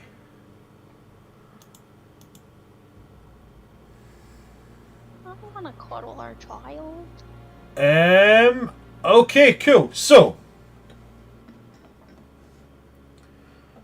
Faulkner and Minsk both pass, so they will take half the damage. Topo, Layla, and Delman all fail. Ugh, that's rough, buddy. So I'm gonna get this damage here rolled up. What did all of you guys get for your dex saving throws? With advantage is tough. I got a 24. Okay, 23. right. Leonid, 22. 22. Talus? No, Talus is immune to fire Yeah. damage. Okay, so Wait a second. so Silas with oh wait, hold on. Oh no, we're right. No, we're right. Okay, sorry. I thought mine calculated wrong. We're good. Silas with a meets it beats it, you will pass. Oh, Jesus. 23 doesn't pass. 24 is the DC for an ancient red dragon's fire breath. Oh, Jesus. Good Lord. So, anybody who Not didn't your get body. 24, you're gonna take some damage. I need D6s, don't I? Yes, I do. It's D6s that I'm in need of right now. Everybody look at little Sophie, just cleaning herself like a good little girl. Hey, did you know we're about to die? It's probably fine. I like it because if you look, her little paws instead of like she just like does this thing and makes Yeah. Yeah, like so She's cute. elfin. For sure. Oh. It's so that's the loaf 4, 8. that cats do, where they tuck away their paws and their loaf. Their loaf. Have you seen them loaf, but on like a glass table where you can see the underneath? Here's Yeah, what I yes. love is that, yeah, Gil loves Haku and loves Calcifer. He's truly a cat dad now with Sophie. I was a cat dad to them. Yeah, okay, you have to admit the connection's different. She likes me more than the other cats Oh, liked yeah. me. That's because Calcifer only likes me. Hey, I saw that, you bitch. That's funny. Ah, kitty. What's funnier than that picture is me thinking about you like laying on your ground taking that picture underneath the glass table. So, to those who failed their saving throw, you will take 89 fire damage. Good God. Okay. To those who I passed, got an idea, guys. To those who passed, they will take 44. So that is Not even bloodied. that is Faulkner. He will take 44. Which would take him to that. He's good there. Jesus Uh, Christ. Oh, that is not Minsk's dice. That's Delman's dice. It was Delman that succeeded, not Minsk. So Delman will take 44 as well. Let me get. Oh. Bran, I'm so sorry. I just realized I didn't roll with advantage. Okay. I'm not joking. I just genuinely forgot. That's absolutely fine. It doesn't matter. I rolled an 8. It's all good. Ooh. So Layla was on 91. You healed her with 16. Was the last healing that was received, yeah? Yeah. Yeah, cool. So 91 no, it was 109. It was 109 she was at. Okay, cool. Minsk is sitting at... Minsk has been reunited with Boo, so he has a new hit point total, which is maths. This is the worst part about D&D. Math. Nah, nah, nah. Nah, nah. Nah, nah, nah. Okay, cool. And then Topo is also... Oh. Okay. Okay, cool. So, here's how it all goes to as the fire bathes over you guys. Burning, I'm just being completely honest about it, it's going to burn through that wall of thorns. The timing that it gives you is enough to give you advantage, but not enough for the wall to survive as it just burns through to cinders. Some of the Githyanki are caught in this and just burn up. Like, this thing is a 90-foot cone. The length and spray of this is massive. The line of Githyanki back at the side of the hall you've came from is essentially gone, as they've all just been carpet bombed by this napalm. Minsk looks okay. He is not bloodied. He kind of like, you know, is like scraping the burning gel that this thing has spewed out off of himself. Much the same with Topo, but Topo has been, like, you know, the hair is gone off the side of like his head. His beard is all but decimated. It looks like he's got stubble now and his eyebrows are gone, as well as like some heavy blistering on his arms and such. Delman looks a little bit roughed up, as does Faulkner, as they've, you know, Faulkner's had to pull off his coat and throw it on the ground and kind of stamp on it to put it out, hoping to save it. But there is a charred husk of a body left in the centre of you all, as with Layla being a werebear, she has a vulnerability to fire damage. As she is instantly dead. How is Talus gonna realize her change of sexuality? And Well, just like that, Randuin's And gone. Right now. It's fine. He's Right now. He's like, okay, perfect. I need you guys to know as well, the stat block I'm using for Layla, it says this. I'm not making this up. Yeah. Right? I'm like, at this point, what's the freaking point of being a werewolf if you're vulnerable to both civil and fire? Goliath werebears, man.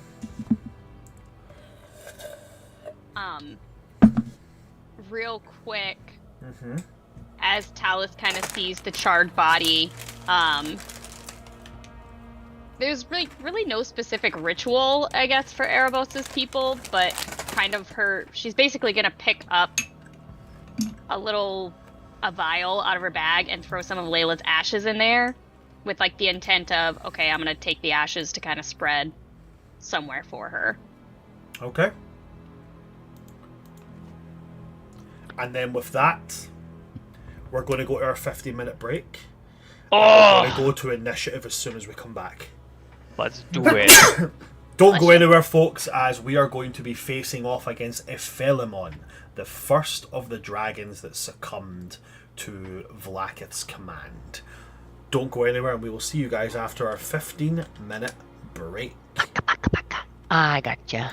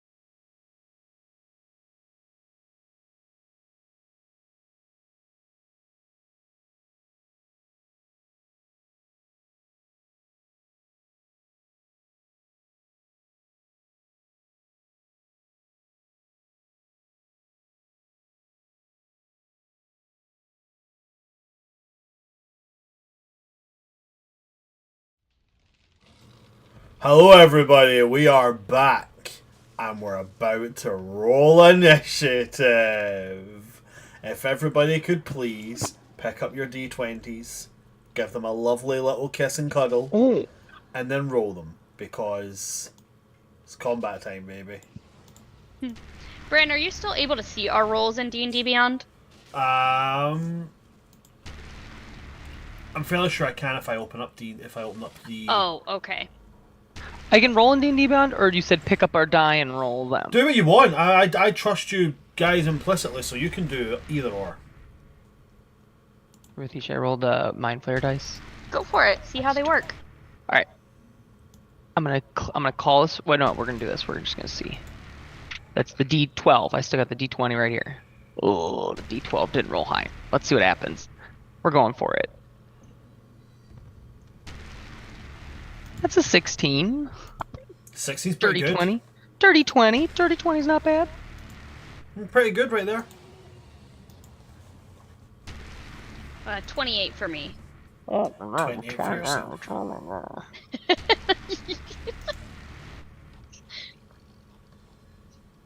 Look, you guys had the option of taking alert too. Some of us picked a feat that only helped us once. That they've only used once. What feat? Actor. Oh, well, it increases your charisma too, though. Oh, that's true. Yeah. Yeah.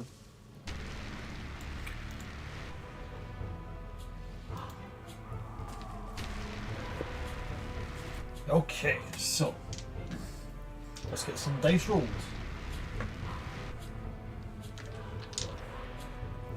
Why did that start playing? That's wrong.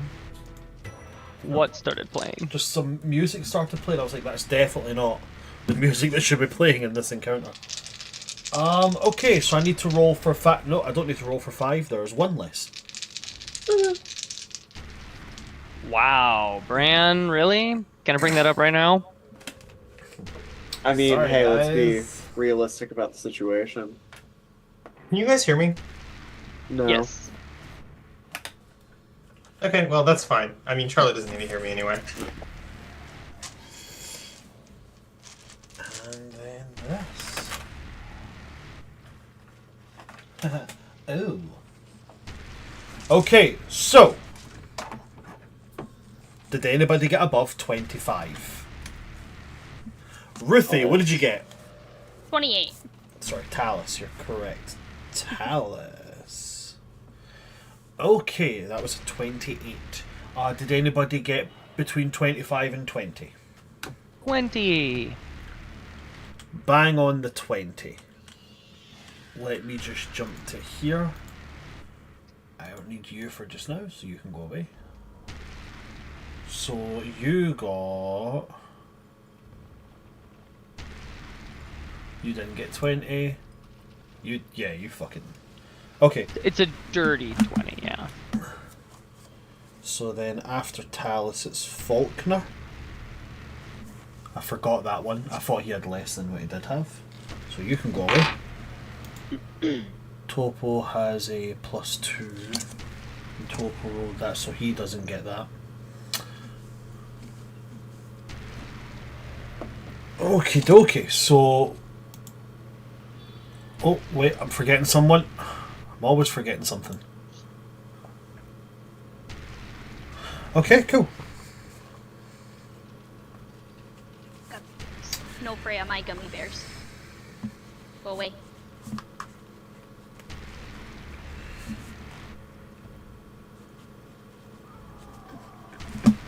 Did anybody get between 20 and 15? Yes. What did you get there? I got a 16. 16.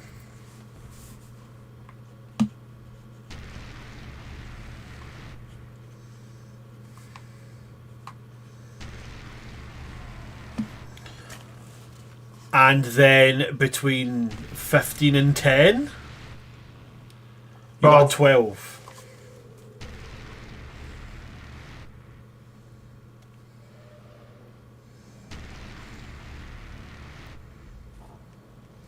Okay. Talus, you are first on the docket with Faulkner on deck. What would you like to do?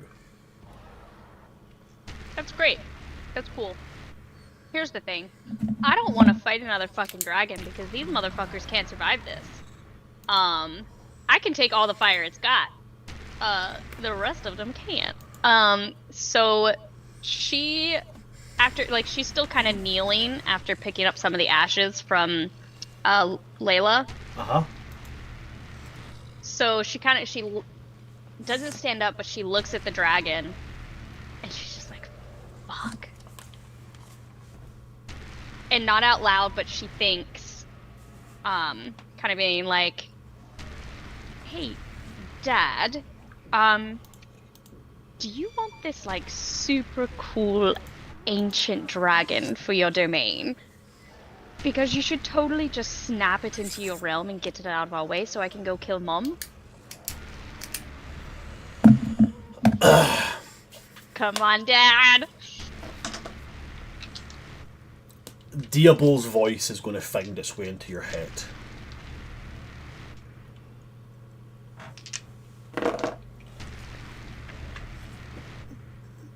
And he will say, were it any other beast, I would remove it. But something blocks my power from seeping into this creature's mind.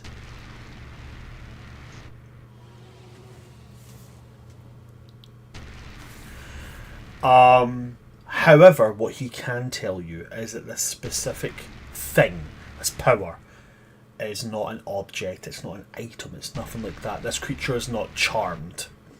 It's bound by an oath. Can you just snap your fingers and kill it?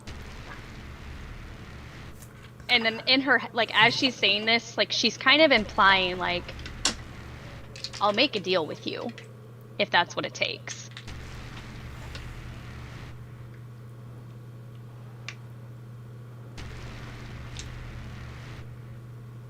And, like, in that, sorry, I just want to, like, make sure it's very, like, kind of, he can feel what she's thinking, which is she's just watched Faulkner, like, basically be crushed by this fire, and watching the people around her, like, they're not going to survive this. If we're going to get what we need to get, this is the desperate act.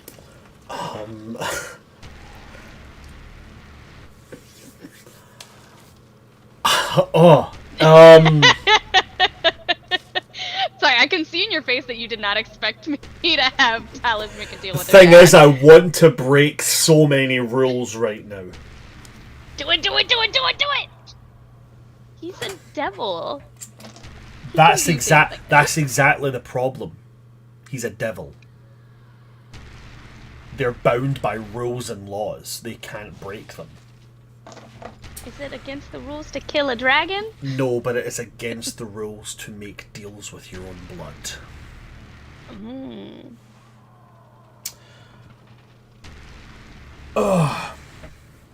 Can she feel that? She would definitely be able to feel there's hesitation. And it's not like a, oh, what do I get out of this? It's more of a, there's nothing they can do. I don't know how else to put it. There's physically nothing Diabol can do. Of all the powers you can call on, Diabol is the useless one against this particular dragon. Devils are all about commanding, obey, looping people in essentially bureaucratic bullshit. This dragon can't be caught in bureaucratic bullshit because it's already caught in bureaucratic bullshit. There's physically nothing that Diabol can do. Kind of feeling that. Sorry, guys. I know this is like all happening real quick in her head. I'm guessing.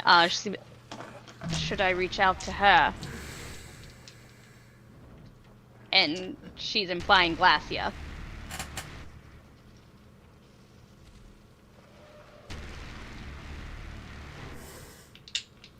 You could certainly try.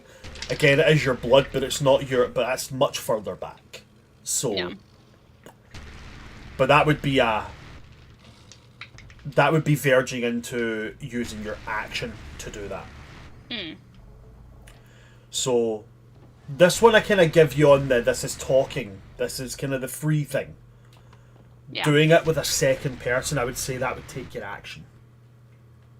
Okay. So that's your call. There's no way we get through this fight. We got it. You just lost 80 hit points and 1 go of fire. 89 hit points. And I'm not 89. bloodied. In all fairness, of all the people that's going to shrug that off, Jasek is one of them. One I'm of still the not few. bloodied. Alright, so here's what's gonna happen. I don't know, she's desperate enough to talk to her dad. I don't think she's desperate enough to talk to Glacia quite yet. So, my next desperate act is maybe if I piss Blacketh off enough, she'll want to just go straight to fighting us and get rid of this shit. Bran, in Talus's knowledge of lichdom and how it's created, what's the timeline on making a phylactery? So the phylactery is formed instantly. So Talus, when you guys found the thing, you've seen the ritual of dread. You know what it takes to be a lich. So remember when you guys were in the elemental plane of water and you found that Kraken's hoard, the Kraken had essentially a diagram of the ritual of dread.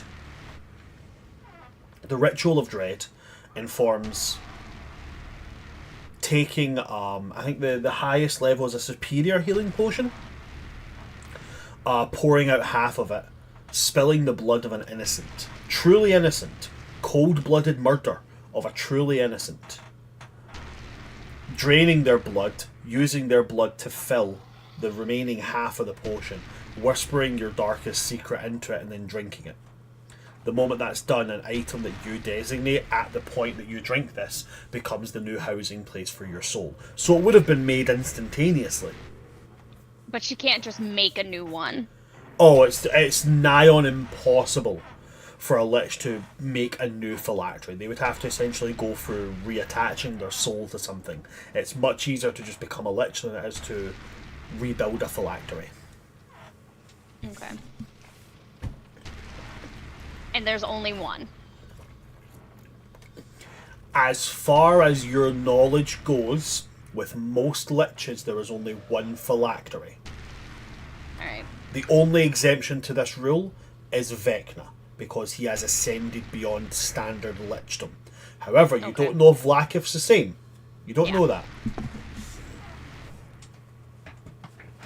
So, I'm gonna use my action to make a wish. Okay. The wish will be worded as such. I wish all phylacteries tied to Vlaakith to be destroyed right now.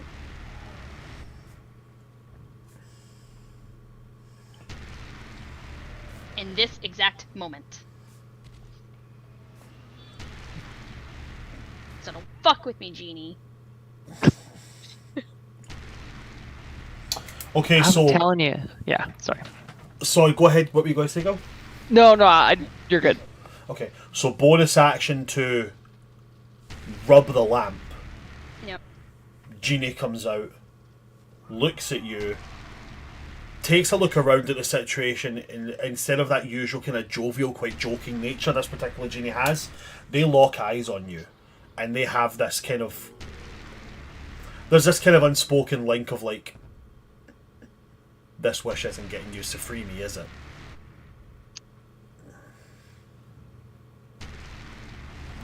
I forgot that part of the deal.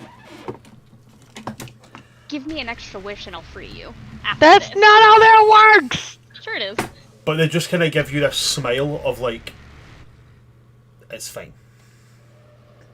And then they do they set their hands up to prepare to cast. And then you're making the wish? Yeah. Okay. All phylacteries tied to Vlaakith are I wish destroyed. for all phylacteries tied to Vlaakith to be destroyed right now in this exact moment. Yep. They place their hands together, forming the link to create the magic. As they pull them apart, echoing through the halls, you hear the rending of metal, the breaking of glass, and this long, banshee-like wailing scream that reverberates through these halls, and you watch as every single Githyanki out in this room drops to the ground, like a puppet with its strings cut. And at that point, Talus, the genie starts to blow away, very much like being Thanos, and then as they dissipate, the lamp goes with them. Oh, I feel so bad for the genie. I'm sorry, buddy. I hope someone's better than we are. As he will end up Then we. he will end up in a random location. But Vlaakith's phylactery has now been destroyed. And that is your action and bonus action, Talus. You still have your movement. Would you like to do anything with that? She's gonna move kind of in front of Faulkner. Like, she's basically gonna try to shield. Like, she knows it won't necessarily work, but it's still just that instinct of, like, let me take any of the fire damage if he starts breathing again. Okay. And then she's gonna be like, fuck you! Come fight us instead of the dragon!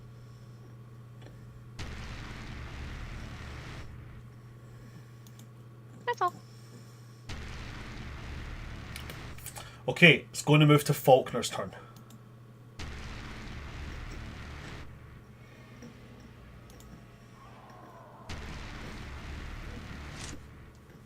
Faulkner is going to look to you, Silas, and using their free action to speak, he's going to point his sword. Not like threateningly, just more of like a, I would point at you with my hand, but I don't have a hand free, so now I point with my sword. Yeah. And it's going to go, diamonds, do you have them? I don't. Jasek does. We all. Lane had bought us all a diamond. Oh, the rings. Yes. We all have a ring. Jasek put it on his ear instead of his finger because he's got a ring for Silas already. Gotcha. In which case, yeah, Silas will slip the ring off and toss it Faulkner's way. He'll catch it, slip it into his pocket and go, not for now, might be something else more important. And then he's gonna, Faulkner's a paladin, he has Revivify. Same. Yep. Jasek, when he says that, says... Paladins! No, Jasek, when he says that, like, turns and says, no, now. Alright, and he'll take the ring, he'll take the pommel of Undertow and he'll to, break the housing on the ring, take the diamond, and then he's gonna hold it in his hand, with the same hand with the sword, and then he's gonna look at the sword and go, you better not be joshing me around with this. And he's gonna put his hand over the charred corpse of Layla, and he's gonna cast Revivify. Now, Revivify does...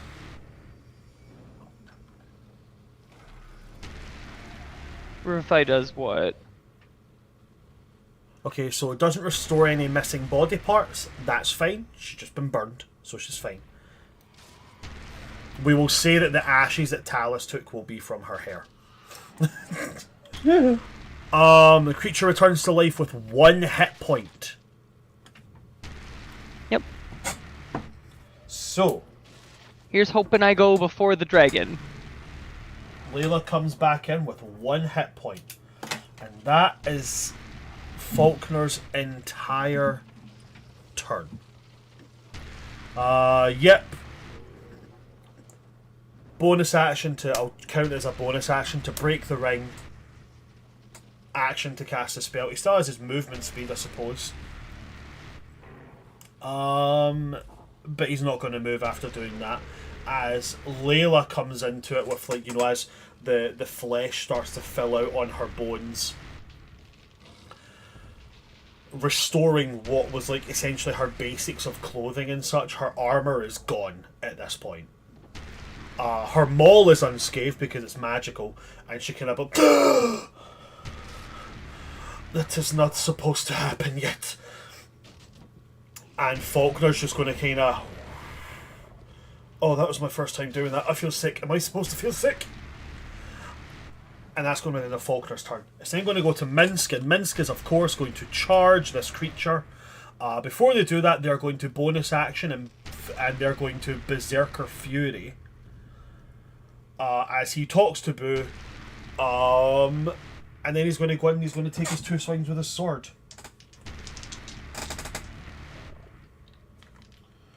One of them is going to hit. 15 plus 9 is a 24. 24 is going to hit on this creature. The other one, unfortunately, does not hit. He's slicing with that silver greatsword. And that's going to come in for a cracking total of...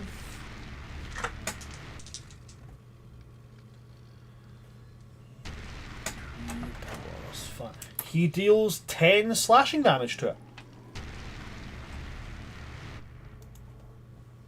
Always great.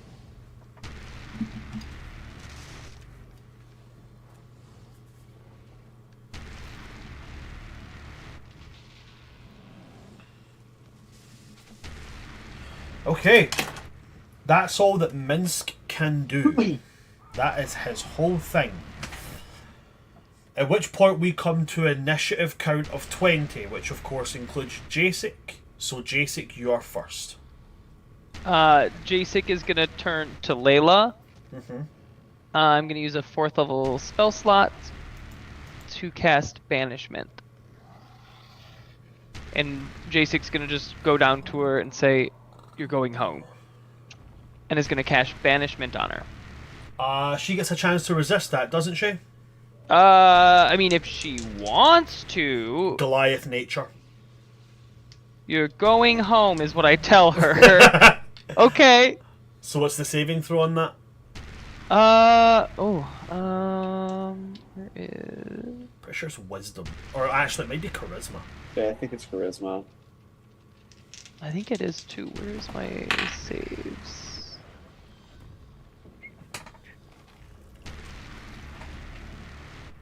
Oh, that's the new one. God damn it. It is charisma. That's a total of 7. Okay, then that will fail. Hey. As you put your hand out, she goes to resist, and she only just manages to put her hand on her maul as you banish her and send her back to whichever plane she calls home. Or, if she's from the astral sea, you send her into a black hole for a minute. I sent her to a demi-plane. We're hoping that she's not from the astral sea, but Jacek doesn't have time to think about that. He's just like, okay, he's assuming that people that are here are probably not supposed to be here. With that, Jacek's gonna turn, and he's going to brace himself and get ready. So I'm gonna head on in to go towards the dragon to kind of not be all in an area of one cone with the dragon. Okay. And I'm gonna get ready to get up his face. Well, within 10 feet of him, that is. Okay.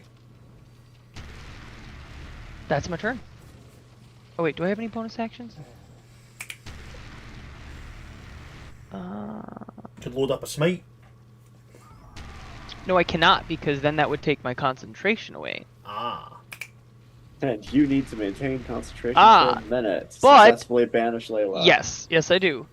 Seeing as my constitution's a plus 15 and I have advantage on it, I think we're okay. There's a good chance, but could always be bad.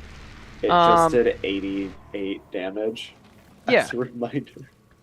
I was 1 away and I rolled very poorly. That's what I'm saying. It's like I'm feeling. I can, as a bonus action, use my channeled affinity to recover a 3rd level spell slot. So I am going to do that. Okay. Sophie, you little shit. Wow. That language. She's like what? A year old? She knows what's going on. She's just a baby. Just a bubble. He's just a little guy. So yeah, I'm gonna recover a spell slot, and then I'm gonna kind of come to one of the sides of it to prevent Okay. us from all being in a fire cone again. That's my turn. Okay. After you, as it is specifically states losing initiative ties, it's going to go to the lair action. Oh. This dragon, after being sliced by Minsk's blade, realizing that the one prey it killed was sent away, and then sees you moving in, it grips the ground, digging its claws and creating magma-like furrows, and then lets out this bellowing roar. The sides of its neck illuminate, glowing as this roar echoes out through it, and it's going to cause a tremor to rupture all through the ground here. Anybody that's on the ground in this area, which is the entire hall, must succeed on a dex saving throw if you are on the ground. So that's going I don't know whether Leonid would be on the ground or floating just above it. I don't want to automatically assume that he's flying, but he does tend to stay in the air during fights. Roll a Thoughts? d20. Roll a d20. 1 to 10, he was on the ground. 11 to 20, he was floating above. Okay. He's on the ground. Okay, cool. So Faulkner is good. Topo is good. You're muted. Minsk is good. Oh. Was it a deck save? Yep, dex save. Actually, that's not bad. What's Faulkner's bonus to saves? +4. Okay, because I'm standing like right next to him. So. Yep. 22. That was a very, very lucky roll. 15. 15. Okay. 24. Jacek 24. Silas. Dirty 20. Oh, good job. Okay, Leonid with a meets it beats it on a 15. You are fine. God. As you are all rocked by the tremors, but you all manage to keep your footing. The ground is now cracked, and you can see coming from under there are like veins of magma. That's the lair action done. So then it goes to Delman. Delman is going to, using just the basics of what they can do. He will move towards it. He's going to make 2 technical attacks. One Just of eat them. his brain. One of them's a meets it beats it. Oh no, actually no, it's not. It's a plus. That's a 3, not a 13. So the other one's going to hit. That's with a total of 27. So one hits. It's going to do that, that, and that. That was a D12, not a D10. Where's the D10? There's the D10. Pitter patter, let's get at her. That's actually very good damage. On 3d10, a 9, a 9, and an 8. 18 plus 8 makes 26. 26 plus 5 makes 31. 31 psychic damage done Nice. by Delman.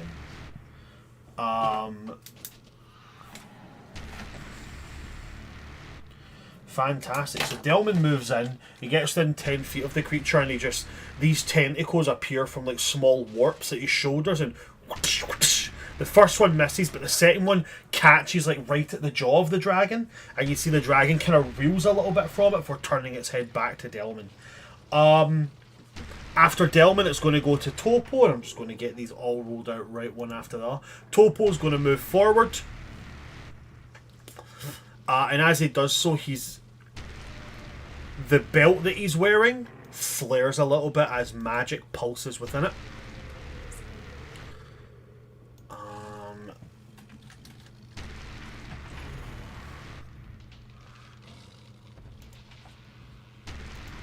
Sorry, just bear with me just a little moment here, guys.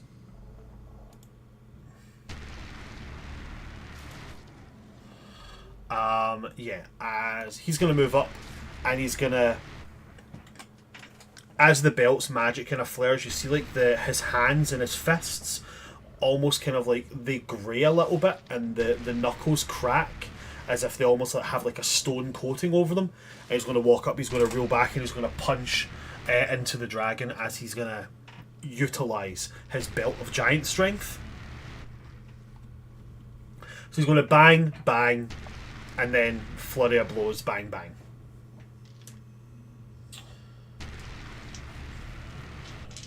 He does not get advantage on these attack rolls despite other people being in the range of it because this dragon has blind sight. So one's a nat 1, but we do have a nat 20 on the dock there.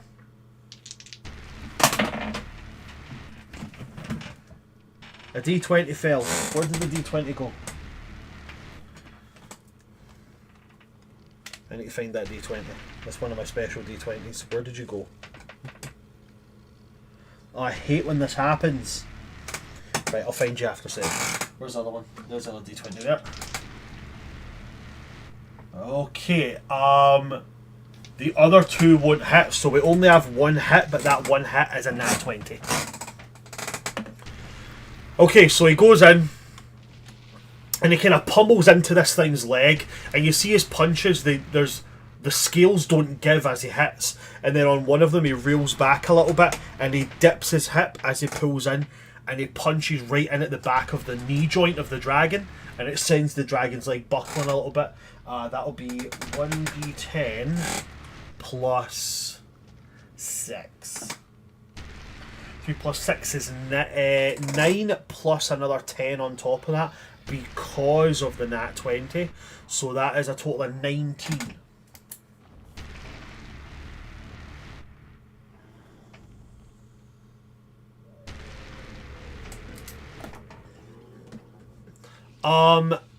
As he does that, that's the end of his turn. It now goes to Silas with the dragon on deck. Uh-oh. That's exciting. Okay. So, Silas has his starry form active. He's gonna go and fly up in the air above the dragon. And conjure this mass of sunlight into his hands. And he's going to cast Sunbeam. So, for the duration, there's a mote of brilliant radiance that shines from your hands. It's a 30-foot radius of bright light, and then an additional 30 feet of dim light. And this light counts as sunlight, if that matters. But I need him to make a Constitution saving throw. Con save.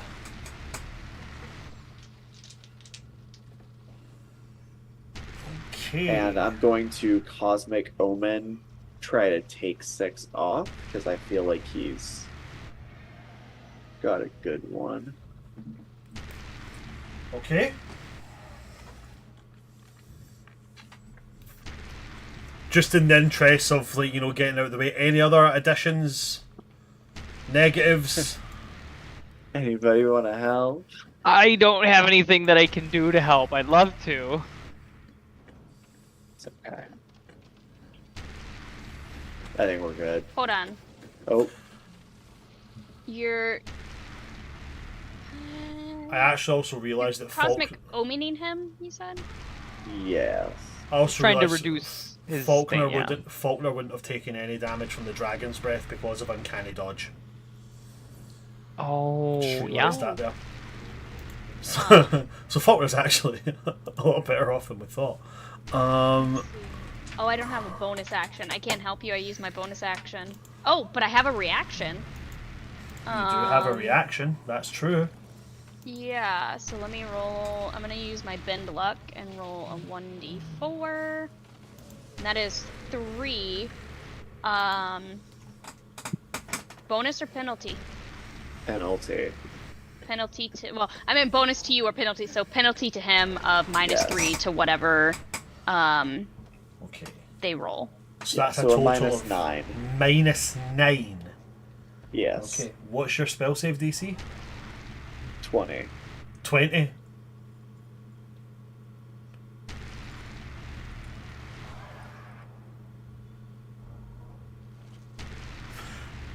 If my math is correct, it falls just short, with them only getting a 19 in total. Oh, what's? Oh boy. Nice. Because Alright. their standard con save is a +16. Ooh. Ooh. And then it was So- a -6, Ooh. which brings it to 10, -3, which brings it to 7. Am I correct?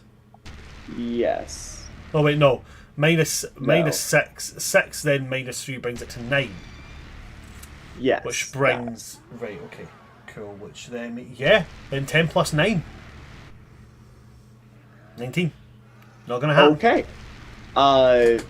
So the fun part is the 31 radiant damage that it's gonna take. Of course. Uh, Always happen. but the other fun part is that it's now blinded until my next turn. It is now blinded. Yeah. That is great.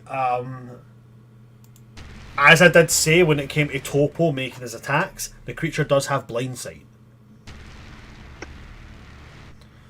However, the blind sight is it's not the largest blind sight, so it still has blind spots outside of that. So this beam of light, is this a sunburst or sunbeam? Sunbeam. Sunbeam, okay. So this mote of light, call down this beam direct on this creature, and this dragon bellows as the light sears into its body. It is not used to the sensation of being burned, so it does not like that. Oh, I didn't even think about that. Yeah, it's radiant. It's burning. Anything else for you there, Silas?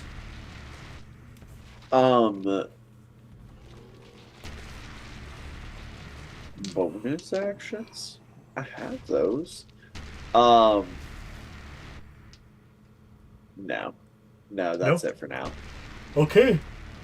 At the end of your turn, Silas, it's going to use a legendary action, one of its 3, and it's going to make a tail attack. The tail attack is going to be against it's Jacek, Topo, or Delman. So let's see who. 1, 2, Jacek, 3, 4, Delman, 5, 6, Topo.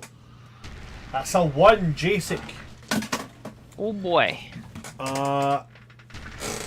Draco Malfoy is going to make a tail attack against you.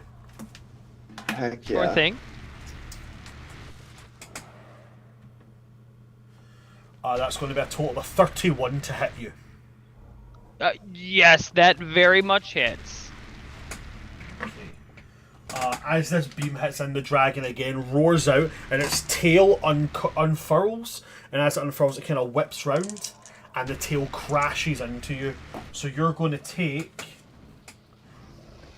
14 bludgeoning damage. Okay. And with that being And I save on my Constitution saving throw. 23. fantastic, with that being its legendary action, it goes into the beginning of its turn. I will roll my d6. I'm looking for a 5 or a 6 in order for the dragon to get its breath weapon back. That's a 2, so it does not have its breath weapon. As if that makes it any less terrifying. Okay, so first off, it's going to use its frightful presence. So everybody within 120 feet of this dragon must make a wisdom saving throw, or you are frightened. I can't be frightened.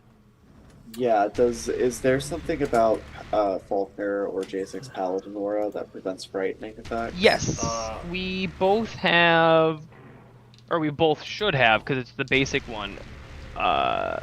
Aura of protection, Aura of courage, unless I don't know what his level is in Paladin actually. So he has Aura of Courage. So- Within 10 feet, myself and friendly creatures cannot be frightened. So Talus, you're immune to this. Faulkner's immune to this. Jasic's immune within 10 feet of you, Jasic. There's Delman. Delman's immune. Silas, you're in the air, so you'll be affected. Leonid, Yep. you haven't moved from where you were, which means that you are next to Faulkner, which means you can't be affected. And Topo... Is Topo able to be frightened? Topo can be frightened. Yeah, I think monks have the stillness of mind ability, so they can calm themselves down, but they're still subject to being frightened. Yes. Stillness of mind, you can use an action to end one effect on yourself that's causing you to be charmed or frightened. So we'd have to use his action. Okay, so wisdom saving throws for everybody that's not near a paladin. 24 for myself. Okay. Topo manages to resist.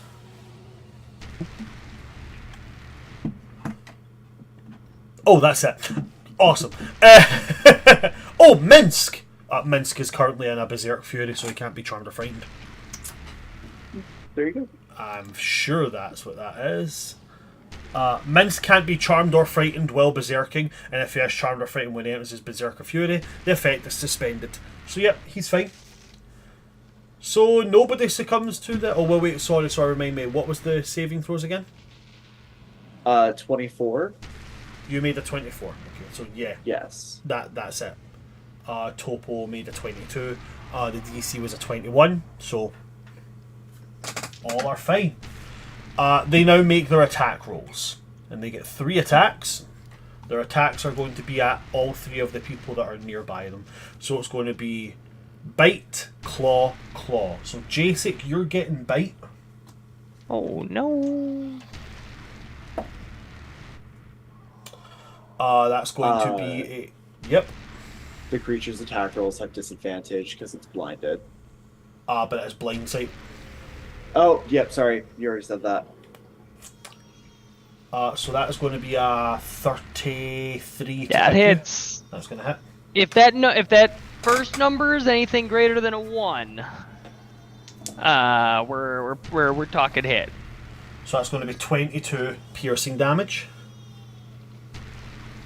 Second one is going to be on Topo. That claw is gonna hit.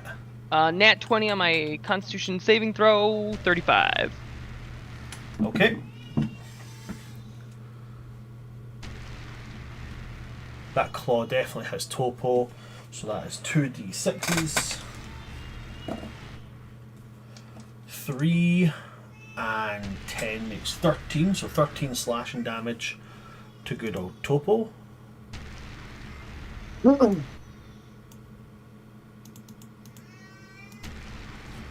Okay, Topo is not looking good. He is barely hanging in there. He's like swaying and not in the drunken master style of swaying. And then Delman. That is a total of 24. 24 hits Delman. It does hit Delman. Okay, so that's going to be another claw attack. That is 15 slashing damage on Delman. And where's my pen? There's my pen. Delman is also starting to look a little bit worse for wear. That is the dragon's entire turn. Its actions, it does not have bonus actions. Its movement, it doesn't want to move. At which point we are going to go to Leonid.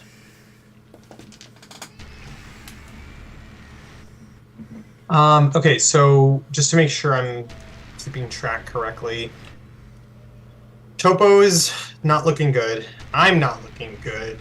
Silas, Jacek, decent, but taken a bit. Technically, I am bloodied now. Okay. Wow. And Talus is fine. Still triple digits, but technically bloodied. Okay. Is this what it feels like to be you, Jacek, in a fight? To be like, nah, man, I'm good. I don't need healing. I'm fine. Like, this is a good feeling. So I'm gonna pray again, a little more fervently. I'm specifically going to, address Bahamut. This really feels like something that is your complete antithesis. I really feel like it is my responsibility to handle this properly as your apostle sounds really overly like I don't know about that. Representative, perhaps. I don't feel that I have the ability to do that at the moment. I will take whatever help you can lend, and I will pay for it as much as you need later.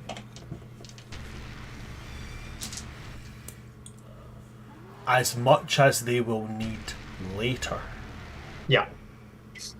I 100%, I know the weight of that, and I do say that.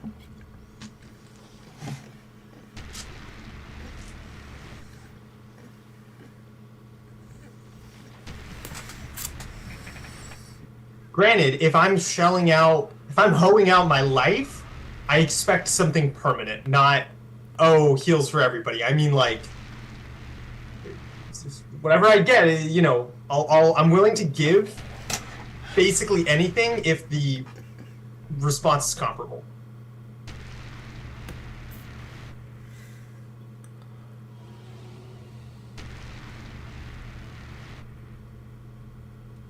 Okay. Okay.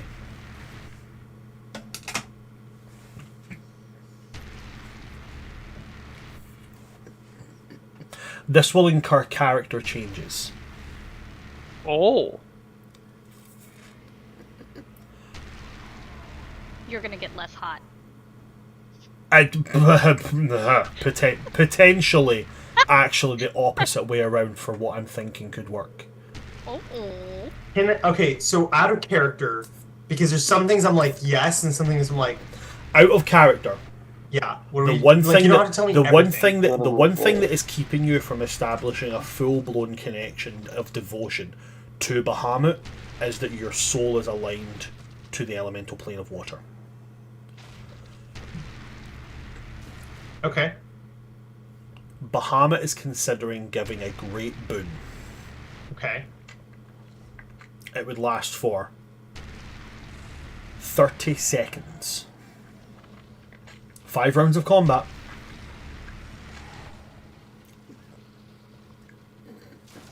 But you would be shifting where your soul is linked. This would also shift your transformation route. You would go away from elemental. And the closest one that you would shift into would technically be Seraph. I'm not familiar. You become an angel. Oh.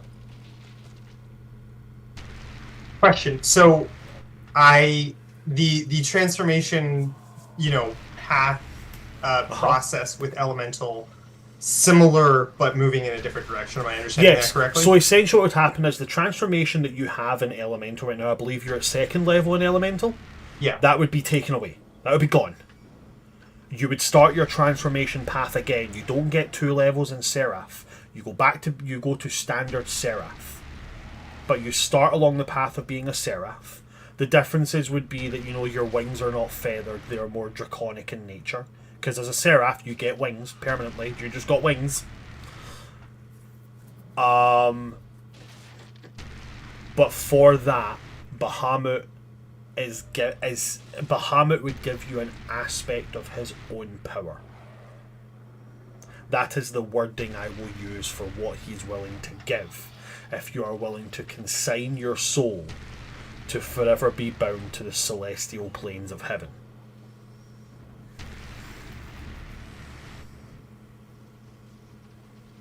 I'm in. Okay. Okay. So, I'm going to give you your first round of combat on this. We're going to treat this the way druids will treat a wild shape. Okay? Okay. Actually, no. No. That makes no sense because he's giving you an aspect of his power. We're going to treat this like a polymorph, okay? The polymorph basically means that you take on this form. You don't use any of your stats. You become this. You have its mental, its physical stats, all of that. The only thing that you have that is your own is your brain, your method of thought, your train of thought, that kind of thing. Your bardic capabilities, all that, gone for 5 rounds of combat for 30 seconds. Okay. Okay. I need to get a book.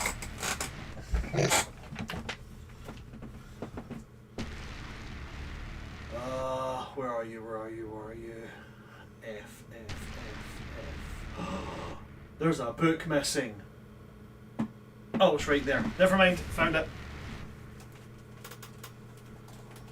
It's underneath all my other notebooks.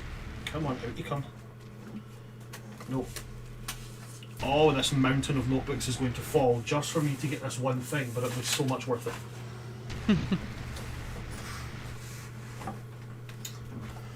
Okay.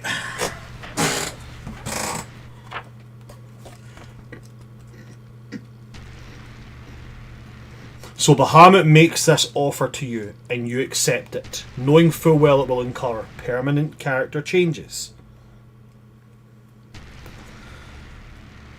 You guys watch as for a couple of seconds Leonid's form returns back to normal Leonid.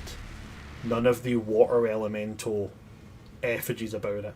And Leonid, you drop from your hover onto the ground as your bardic capabilities disappear. And then you guys watch as little outlines start to appear along Leonid's face, like scales. And then, Leonid, you feel your jaw shift slightly, and you feel your teeth begin to elongate as they become sharp, pointed. You feel a slight shift in your shoulders as 2 great muscular limbs protrude from your shoulders as wings begin to sprout. Your nails extend, curve, and harden, becoming metallic. The scales on your body look almost silver, except brighter, as if there is a bit more of a radiant shine that glints off of them in this dull light. From your chin, 2 fins like sails start to protrude. Your ears stretch back to become again similar of these similar finned appendages, and a large crest protrudes from your head and envelops down your elongating neck. Before your eyes, Leonid shifts and warps and morphs into a gargantuan, glistening metallic dragon. Oh. Similar to silver, but brighter.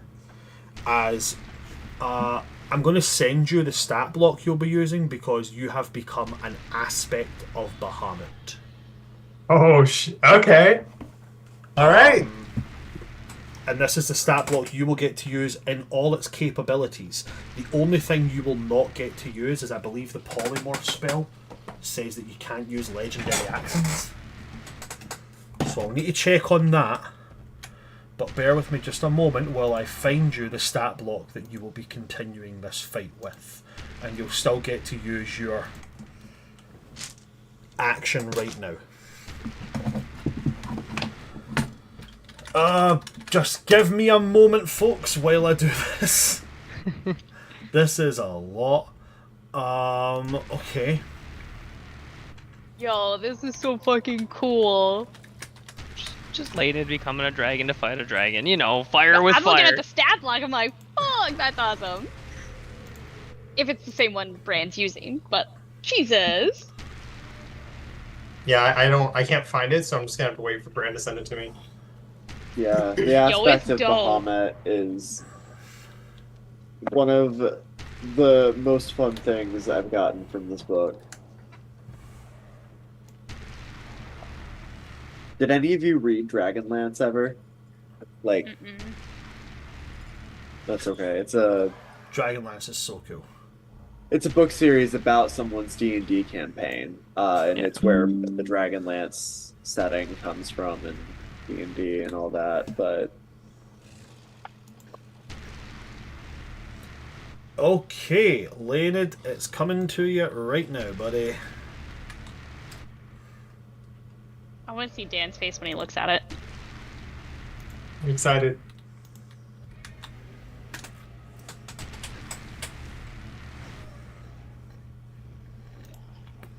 Good lord. Okay.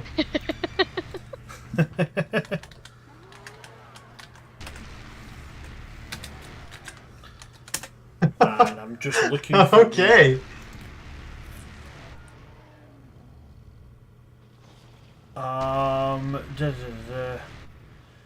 It's limited to the actions it can perform by the nature of its new form. It cannot speak, cast spells, or take any other action that requires hands or speech. Wait, is this the new one? No, this is the good one, right? Okay. It can activate, use, wield, or otherwise benefit from any of your equipment.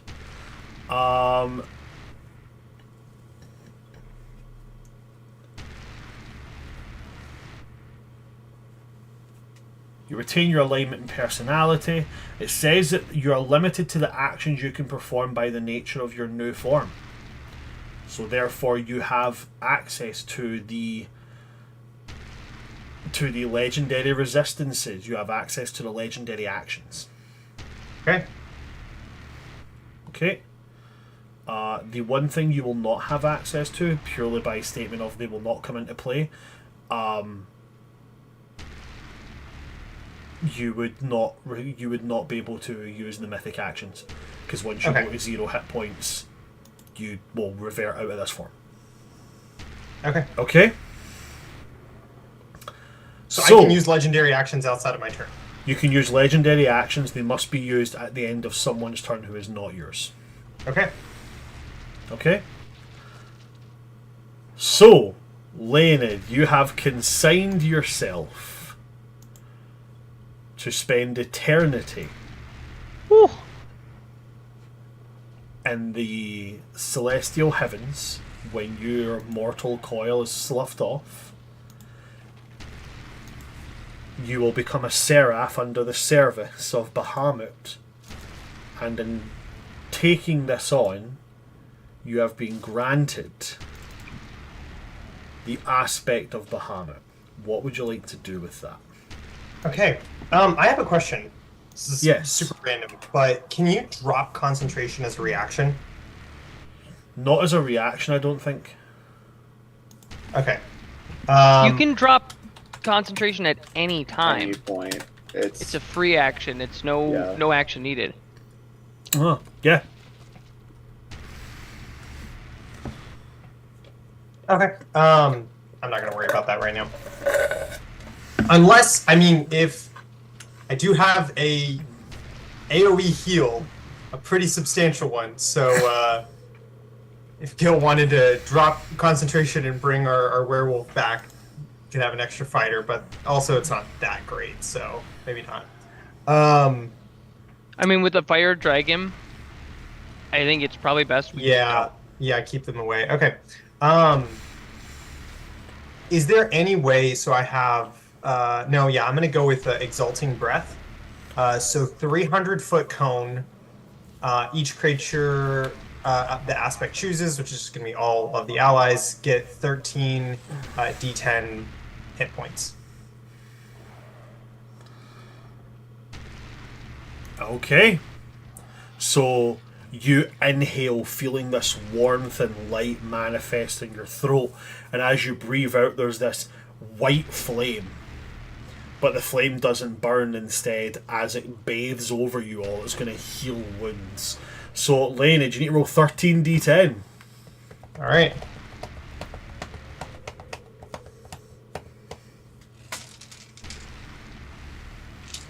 Let's see. Give me 65. Everybody gets 65 hit points. Pardon And me. it's not the kind that'll stack, right? Like, No, they're just regular hit points. thanks for the 6 hit points. Wait, what? I was only missing 6 hit points. Oh.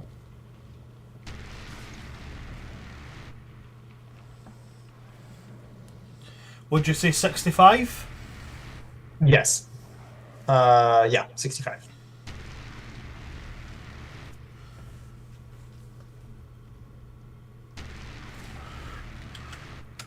Faulkner is full.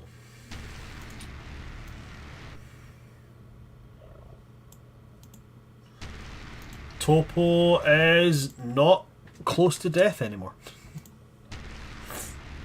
I'll Awesome. also, as much as is possible for a dragon to, I'm gonna square up to this dragon and very much like demand its full attention during this fight. I mean, you're both the same size. So squaring up to it is in fact quite easy. Also, it's a red dragon, which is like a chromatic. That's the opposite of. Yeah, metallic, essentially, so, yeah. The dragon that this red dragon prays to, you just turned into its ex-husband Oh. Let's go. I'm slash brother. What? There's some Lannister shit going on with draconics. It's some like. Oh man. Think more like the Greek gods. Okay. Yeah, sure. it's very Greek mythology. Like, Yeah. but Bahamut is both Tiamat's brother and ex-consort. It's weird. Yeah. It's weird. So, that's your action. You have no bonus actions that you're choosing to use. Is there anything else you would like to do? Do you want to move? No? Just move forward to kind of hopefully, step into its range and take just one yeah. step forward as everybody else is now underneath your platinum belly, and you just square off against this dragon. And I think that's a good image to leave on, with these two dragons squaring up to go toe to toe. We'll wrap you there for that. Thank you so much for everybody who came to see us, and thank you to my wonderful cast for again proving exactly why this campaign was called The Tides of Chaos. If you enjoyed what you've seen today, folks, do go and check out all of our social medias and check out our other games. We do have an active social media presence. We are moving away from Twitter for obvious fucking reasons, but we do have a Blue Sky still under the name at World Tree Quests. So do go and check out all of our social medias everywhere. We are at World Tree Quest, but we will be trying to be a bit more active on Blue Sky and Instagram for going forward. Is there anything? I don't have any housekeeping, so if you do want to see anything that I do personally, you can go and check me out at Son of Asgard on TikTok. I am going to be getting more active. I've got multiple drafts. I just need to find time to post them. As well as you'll be able to see me at PAX U if anybody's going. I'll be at PAX U. I don't bite. Come and say hi. I'll probably give you a hug. I'm just a huggy person. Okay, other than that, that's it for me. I'm going to pass over to my lovely cast. Ruthie, is there anything that you would like to plug at all? Oh, just here on Fridays. Just here on Fridays. What about yourself, Dan? Anything for you at all? No, I'm just an angel now. Honestly, I'm surprised it took this long. Modest as always. And then the wings fell off. And now we're going to go... Anything for yourself, Charlie? Would you like to plug anything at all? Yes, and what Dan didn't say, because he's, I don't know. I'm a little self-absorbed at the moment. I guess, He's an yeah. angel now. Like, his god mode has been achieved. His narcissism did not need to be fueled more. No, than it really was. didn't. So on Sundays, not this Sunday, but maybe the Sunday after, but Who maybe knows? not. Maybe Maybe. the Sunday after that. On a Sunday in the future, we're going to return to Welcome to the Academy. It's been a while. I don't know what's happening. Stuff. I think Stuff's evocation happening. class. That's the Yeah. last thing I think I remember. Yeah. Nice. Funnily enough, We're in a at similar magic note, you've just school. found out your teacher's a dragon. Yeah. Oh, Yeah, a gold dragon, not a platinum dragon, Gold dragon. but dragon all the same. Dragon all the same. And that's going to be fun. That campaign is very much just starting out. We're still doing classes and stuff. We're not fighting dragons and gods in space yet. So, yeah, come join us for that. It's loads of fun. Me and Dan are both there, and yeah, The tension is real. Thank you very there's much a for lot that. of tension. It's Thank a you very for rivalry-esque relationship. We love it though, we really do. Thank you very much, Charlie. Gil, last and most certainly not least, anything you would like to plug at all, bud? I mean, yeah, so other than Fridays, I am also a part of Loaded Dice Adventures on Mondays. We have a long-standing campaign. We have just we just got an artifact relic that's also a key to like a fancy like forge. We don't know how to use it, and I think there's talks about going to a city run by demons and devils. So I think we're gonna go check that out. Why not? So you can check us out on Twitch. That's Loaded Dice Adventures, all one word. 7:30 p.m. CST on Mondays. Absolutely fantastic and a great show to go and watch, guys, so do go and give it a check out. If that's it from all my players, then that's it from me, so that's it from us. Thanks very much for coming to see us today, folks. I've been your DM of Doom, Son of Asgard, or World Tree Quest here on Twitch, TikTok, and YouTube. And with me today, we've had Big Gilly Styles, we've had Ruthless Rogue, we've had Charlie 182.0, and we've had Just Dan from all of us here at World Tree Quest. Good night, stay safe. You may do a lot of awesome things in D&D, but it's very rarely you'll turn into Bahamut. Also, don't pull a finny. Good night, folks. Good night. But potentially pull a lay in it.